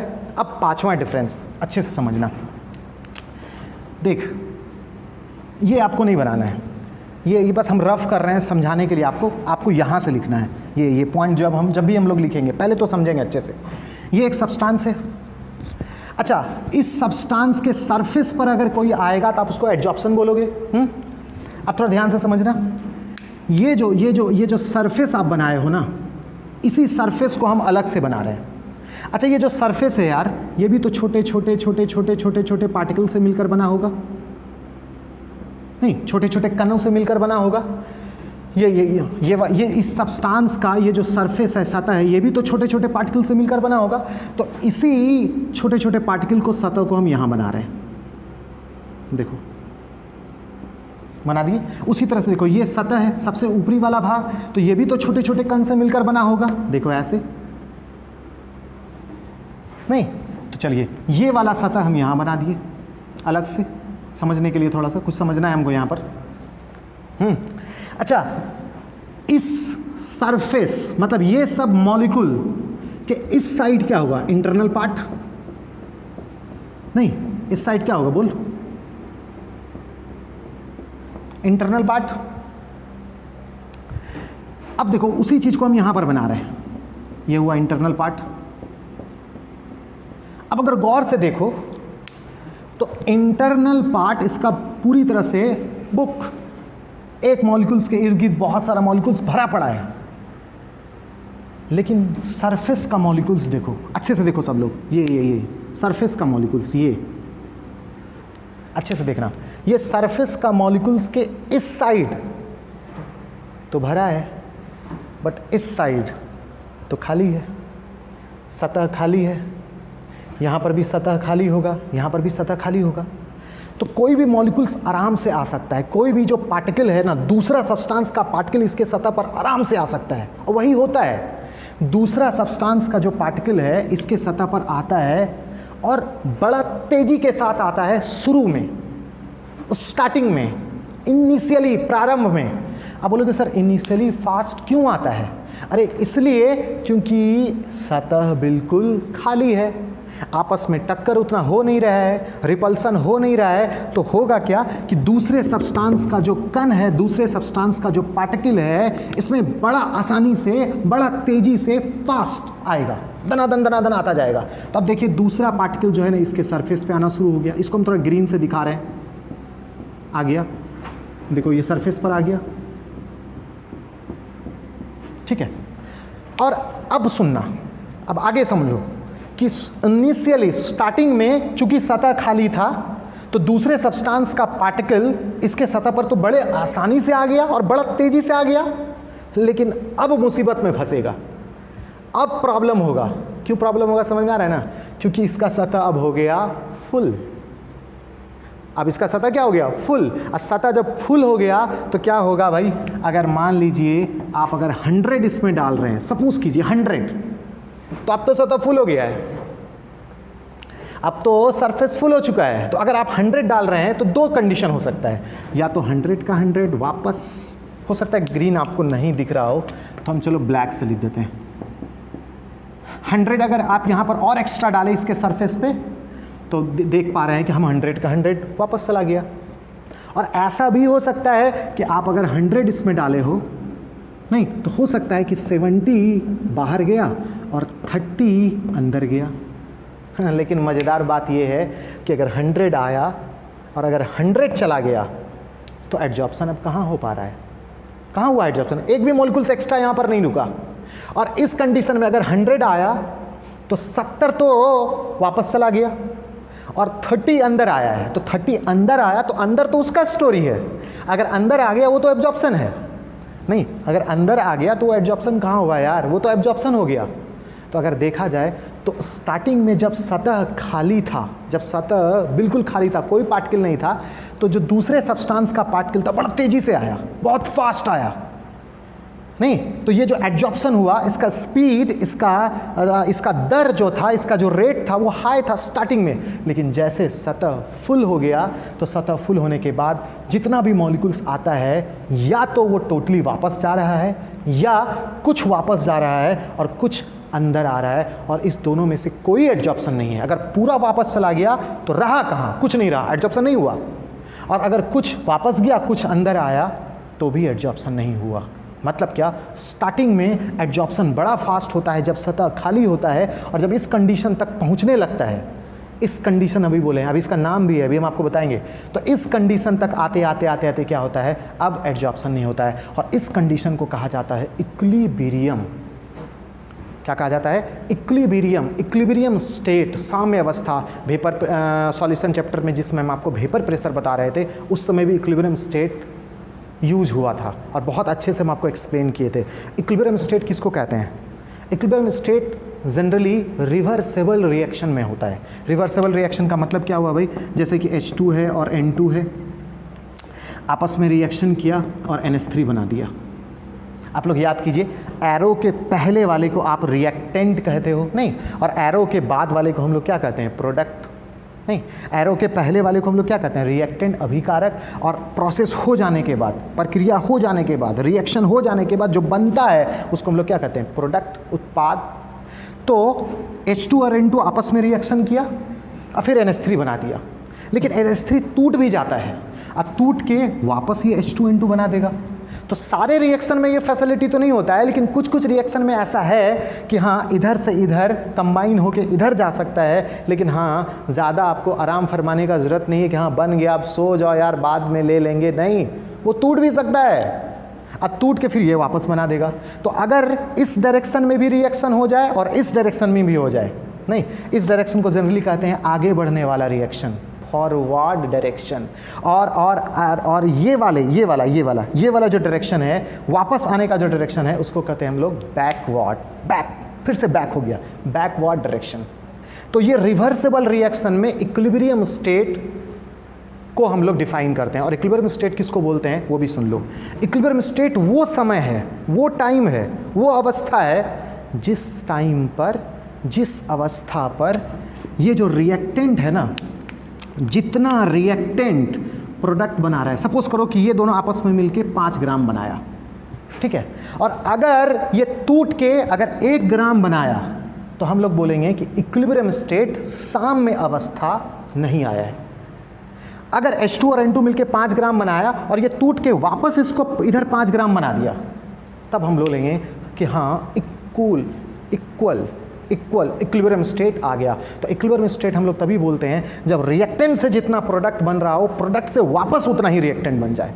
समझ में आया? रिएक्टेंट से जितना प्रोडक्ट बन रहा हो, प्रोडक्ट से वापस उतना ही रिएक्टेंट अगर बन गया, तब उस स्टेट को, उस समय को, उस अवस्था को कहा जाता है इक्विलिब्रियम स्टेट। या एक और कंडीशन है कि रिएक्टेंट से इससे कोई प्रोडक्ट नहीं बने, आर मतलब रिएक्टेंट, पी मतलब प्रोडक्ट, रिएक्टेंट से कोई प्रोडक्ट नहीं बने, और हाँ प्रोडक्ट से भी कोई रिएक्टेंट नहीं बने, मतलब रिएक्शन लगभग स्टॉप के कगार पर हो गया हो, तब उसको भी कहा जाता है इक्विलिब्रियम स्टेट। तो इक्विलिब्रियम स्टेट 2 कंडीशन को आप बोल सकते हैं, 2 टाइम को बोल सकते हैं, 2 अवस्था को बोल सकते हैं, 2 स्टेट को बोल सकते हैं। एक अवस्था वो जिस अवस्था पर, जिस टाइम पर रिएक्टेंट से जितना बनेगा, प्रोडक्ट से भी अगर उतना ही बनने लगे, मतलब दोनों डायरेक्शन बिल्कुल सेम हो जाए, तब उस समय भी आप कहिएगा इक्विलिब्रियम स्टेट। और दूसरा कंडीशन ये है कि रिएक्टेंट से कोई प्रोडक्ट नहीं बने, प्रोडक्ट से कोई रिएक्टेंट नहीं बने, तब आप कह दीजिएगा कि हाँ रिएक्शन लगभग जो है अब खत्म होने पर कगार पर है, तो उस स्टेट को भी आप लोग इक्विलिब्रियम स्टेट कह सकते हो। तो इक्विलिब्रियम स्टेट किस में डिफाइन करेंगे भाई? रिवर्सेबल रिएक्शन में। रिवर्सेबल रिएक्शन में मतलब रिएक्टेंट से प्रोडक्ट बने, फिर प्रोडक्ट से वापस रिएक्टेंट बनने लगे।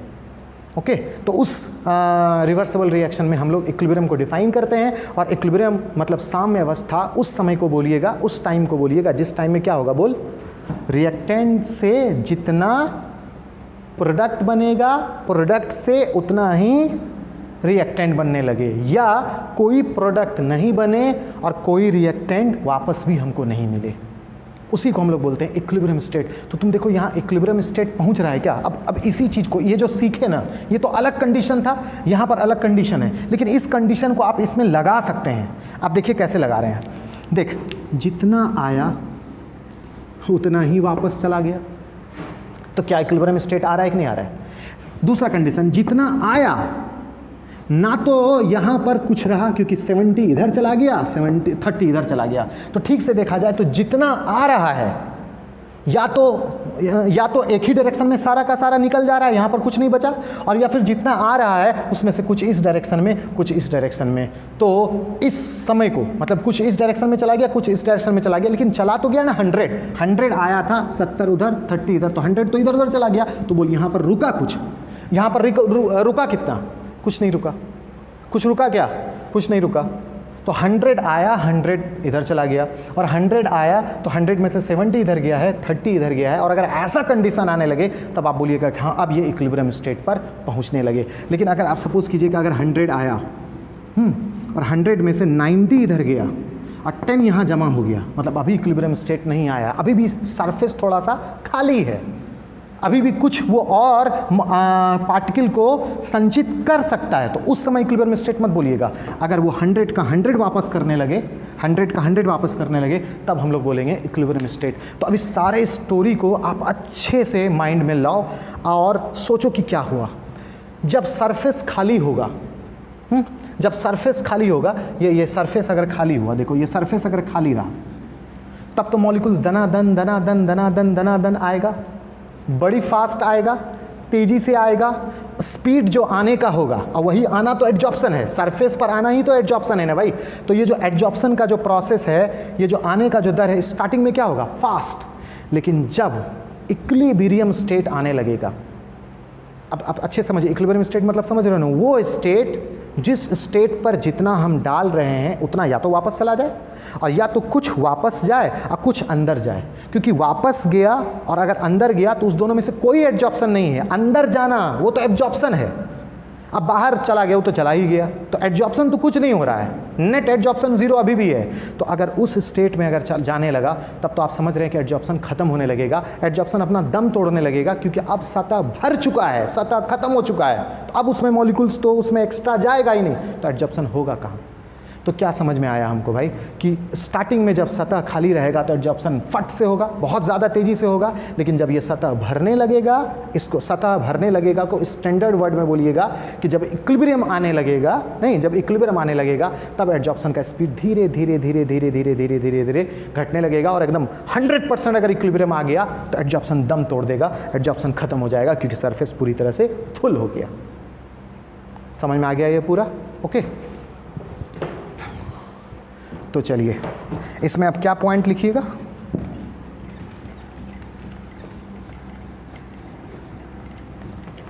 वर्ड बनाओ, क्या लिखोगे सोचो।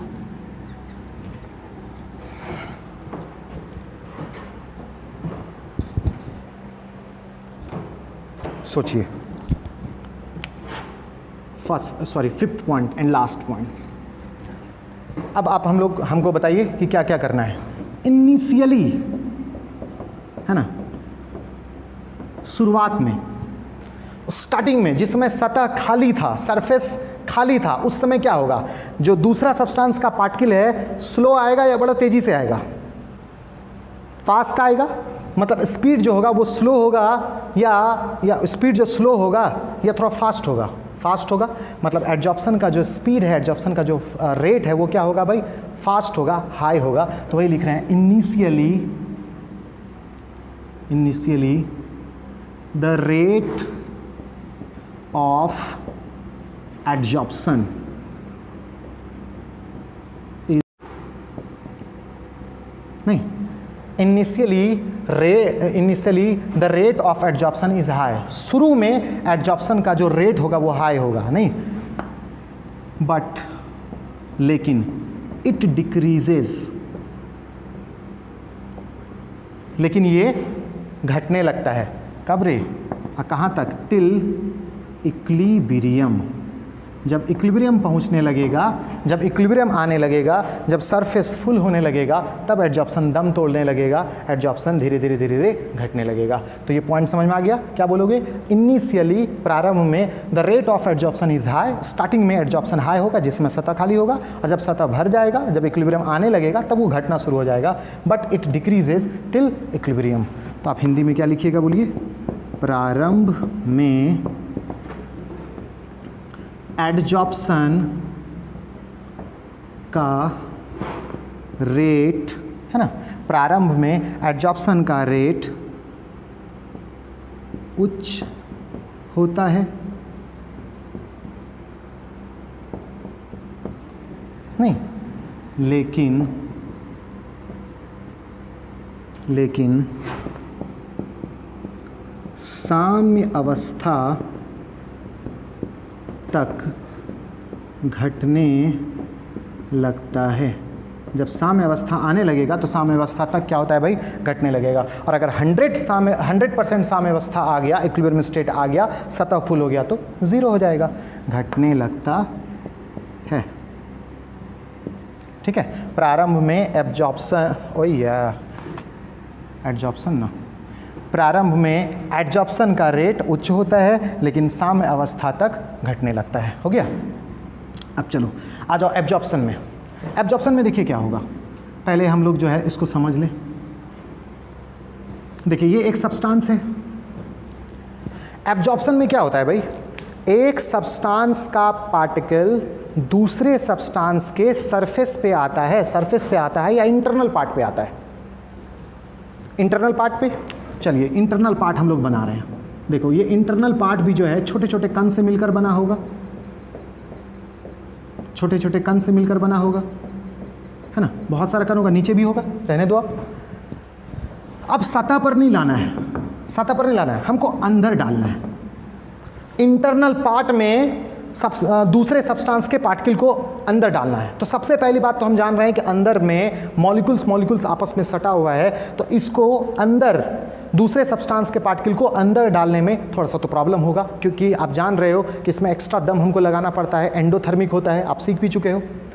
अब चलो आगे बढ़ते हैं, और वो ये कि आप थर्ड पॉइंट में पढ़ चुके हैं कि एब्जॉर्प्शन बल्क फिनोमिना है, अधिकांश भागों में होने वाली एक घटना है।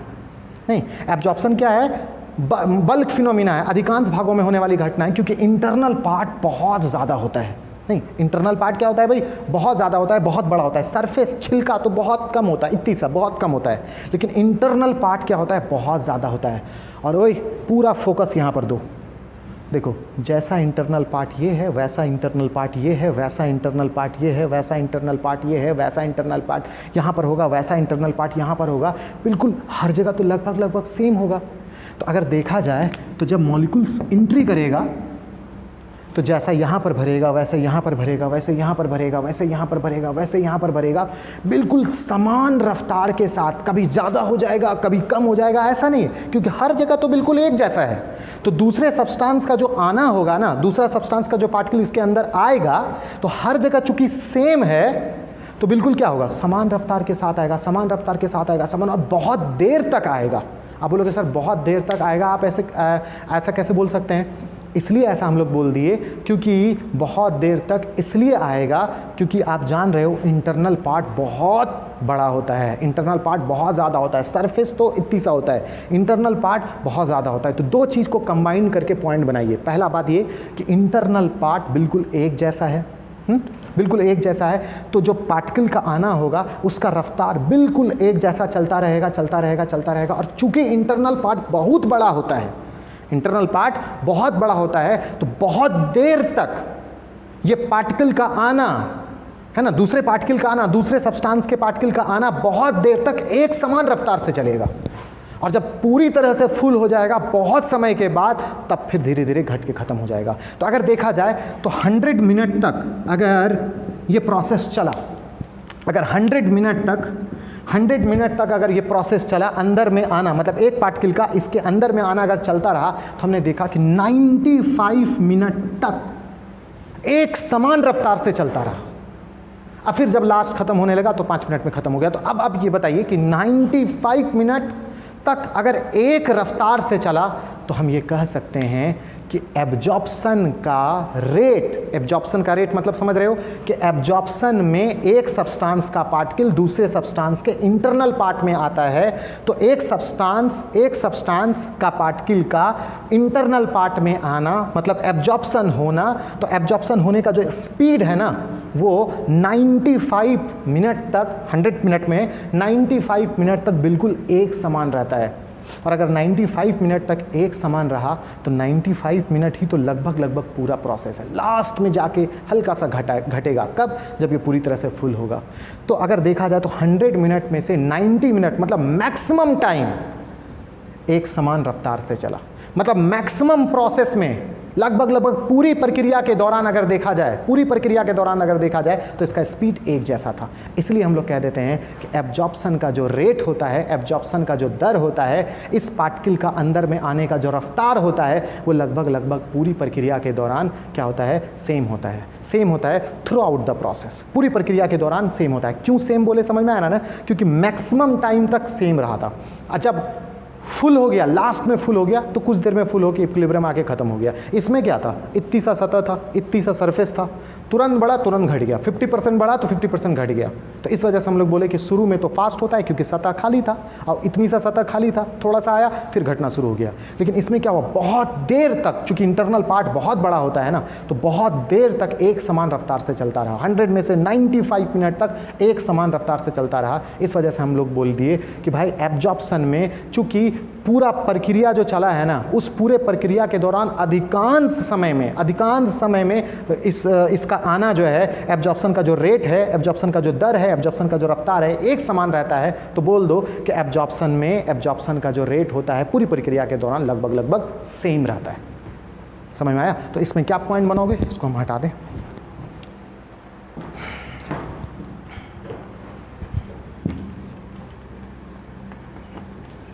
इसमें आप क्या लिखिएगा, 5th पॉइंट हम लोग बोलेंगे रेट ऑफ एब्जॉर्प्शन, नहीं, रेट ऑफ एब्जॉर्प्शन। एब्जॉर्प्शन का जो दर है वो पूरा प्रक्रिया के दौरान बिल्कुल बिल्कुल क्या रहता है, सेम रहता है। तो हम लोग बोलेंगे rate of absorption remains same through out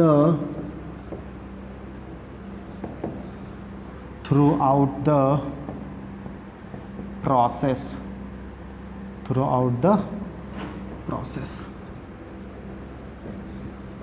ठीक है। Rate of absorption remains same through out the process. Hindi में क्या बोलिएगा, एब्जॉर्प्शन का रेट, ओए एक काम करो ना, ऐसा लिखो, rate of absorption remains approx same. Last में हल्का सा तो घटा है ना, तो चलो उसको भी ले लेते हैं हम लोग। यहाँ पर आप करो रिमेन्स अप्रॉक्स सेम, है ना, approx same through out the process. Hindi में बोलेंगे एब्जॉर्प्शन का रेट पूरी प्रक्रिया के दौरान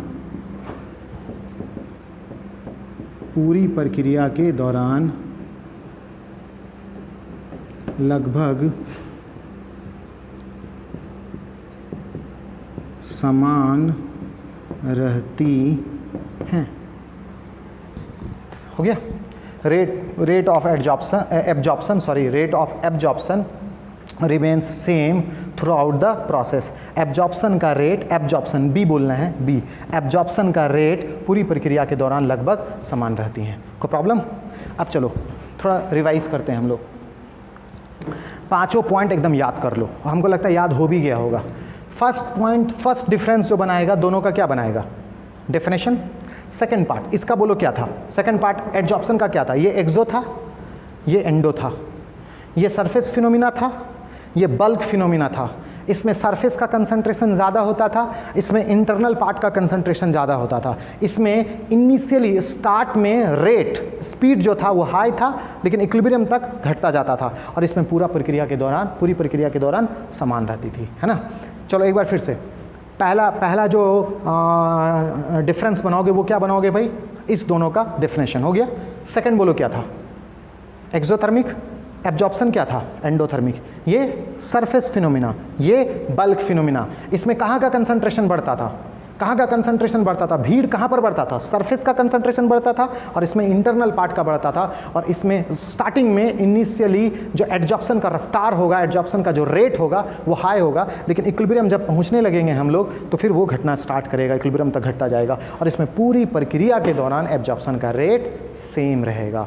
तो ये था एडजॉर्प्शन और एब्जॉर्प्शन दोनों के बीच में डिफरेंस। ओके, तो चलो इसको भी आप इसका स्क्रीनशॉट ले लो।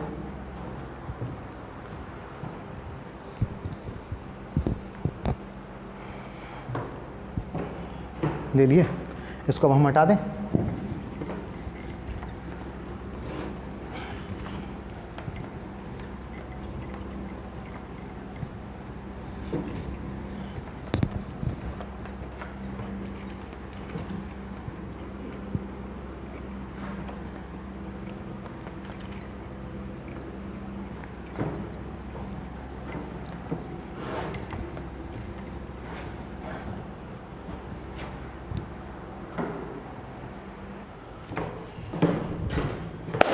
तो चलो आज हम लोग एक बहुत बड़ा टॉपिक कंप्लीट कर लिए, है ना। एडजॉर्प्शन और एब्जॉर्प्शन में डिफरेंस, थोड़ा ज़्यादा देर तक पढ़े भी, है ना। तो अब आप लोग इसको बहुत अच्छे से तैयार कर लो, प्रिपेयर कर लो एग्ज़ाम के पर्पस से भी, है ना। बहुत इंपॉर्टेंट क्वेश्चन में से एक है ये, एडजॉर्प्शन और एब्जॉर्प्शन में डिफरेंस। आज के क्लास में कहीं पर कोई प्रॉब्लम तो नहीं ना। आज आप लोग स्टार्ट कहाँ से किए थे, तो एब्जॉर्प्शन से। एब्जॉर्प्शन के पहले आप लोग का कुछ जो क्वेश्चन था वो हम लोग देखे, लेकिन उसके बाद हम लोग स्टार्ट किए थे एब्जॉर्प्शन से, ए बी बी बी, है ना, ए बी एब्जॉर्प्शन। और एब्जॉर्प्शन क्या था भाई, वैसा प्रोसेस, वह प्रोसेस जिसमें एक सब्सटेंस का पार्टिकल, है ना, एक सब्सटेंस का कण किसी दूसरे पदार्थ के पूरे इंटरनल पार्ट में, अंदरूनी भाग में चला जाता था, नहीं, पूरे इंटरनल पार्ट में चला जाता था। एब्जॉर्प्शन एक एंडोथर्मिक प्रोसेस था, वो भी हम लोग एक्सप्लेन कर लिए। और फिर हम लोग एक बहुत बड़ा टॉपिक पढ़े, कौन, एडजॉर्प्शन और एब्जॉर्प्शन में डिफरेंस, है ना। हमको लगता है आपका दिमाग में सेट कर भी गया होगा, हम बहुत बार बोले हैं एडजॉर्प्शन और एब्जॉर्प्शन में क्या क्या डिफरेंस था, है ना। एडजॉर्प्शन और एब्जॉर्प्शन में जो पहला डिफरेंस था वो क्या था, बोल, डेफिनेशन, दोनों का डेफिनेशन फिगर के साथ देना है ना, फिगर के साथ दोनों का डेफिनेशन दे देना है। दूसरा डिफरेंस क्या था, दूसरा डिफरेंस था कि एडजॉर्प्शन जो था वो एक्सोथर्मिक प्रोसेस था और हमारा जो एब्जॉर्प्शन था वो एंडोथर्मिक प्रोसेस था। तीसरा डिफरेंस दोनों का क्या था, एडजॉर्प्शन जो था सरफेस फिनोमिना था, सतह पर होने वाली एक घटना थी, नहीं, और एब्जॉर्प्शन बल्क फिनोमिना, अधिकांश भागों में होने वाली एक घटना थी। अच्छा, एडजॉर्प्शन और एब्जॉर्प्शन में चौथा डिफरेंस क्या था भाई, कि एडजॉर्प्शन जो था, एब्जॉर्प्शन में सरफेस का कंसंट्रेशन, चूंकि सरफेस पे आता था, सरफेस पे भीड़ बढ़ता था, तो सरफेस का कंसंट्रेशन ज़्यादा हो जाता था इंटरनल पार्ट से, नहीं, और एब्जॉर्प्शन में जस्ट उसका उल्टा, नहीं, इंटरनल पार्ट में ही आता था, इंटरनल पार्ट में ही भीड़ बढ़ता था, तो इंटरनल पार्ट का कंसंट्रेशन ज़्यादा होता था, किससे भाई, सरफेस से। और लास्ट वाला पांचवा डिफरेंस ये था कि शुरुआत में, इनिशियली, प्रारंभ में एडजॉर्प्शन का रेट बहुत तेज होता है, फास्ट होता है, क्योंकि सरफेस खाली होता है, लेकिन इक्विलिब्रियम तक फिर घटता चला जाता है। और एब्जॉर्प्शन में पूरी प्रक्रिया के दौरान, पूरे प्रोसेस के दौरान जो अब एब्जॉर्प्शन का जो रेट होता है, एब्जॉर्प्शन का जो भी दर होता है, वो लगभग समान रहता है ना। तो अब इसको आप लोग रेडी करो, और हो सकता है 2-3 दिन के अंदर एक ऑनलाइन टेस्ट, बहुत मज़ा आने वाला है उस टेस्ट में। तो हो सकता है कि कल के क्लास में हम डेट भी बता दें कि कब होने वाला है वो टेस्ट। तो आप लोग रेडी करके रखो ये 3 क्लास, है ना। और कल भी हम लोग कुछ पढ़ेंगे, आज थोड़ा सा आगे बढ़ते, लेकिन अब रहने दो यार, आप हम लोग अच्छा खासा बड़ा टॉपिक पढ़ चुके हैं, तो अब रहने देते हैं। कल हम लोग पढ़ेंगे, और कल का जो टॉपिक हम लोग पढ़ेंगे, तो कल तक का टॉपिक को मिक्स करके एक मज़ेदार टेस्ट होने वाला है। तो आप लोग एकदम रेडी रखो, ये जितना भी चीज़ पढ़े हो हर तरह से, ठीक है। कैसे होगा टेस्ट और हम लोग कब लेंगे टेस्ट, ये हम आपको बताएंगे कल, ठीक है। तो आज के लिए इतना ही, मिलते हैं अगले क्लास में।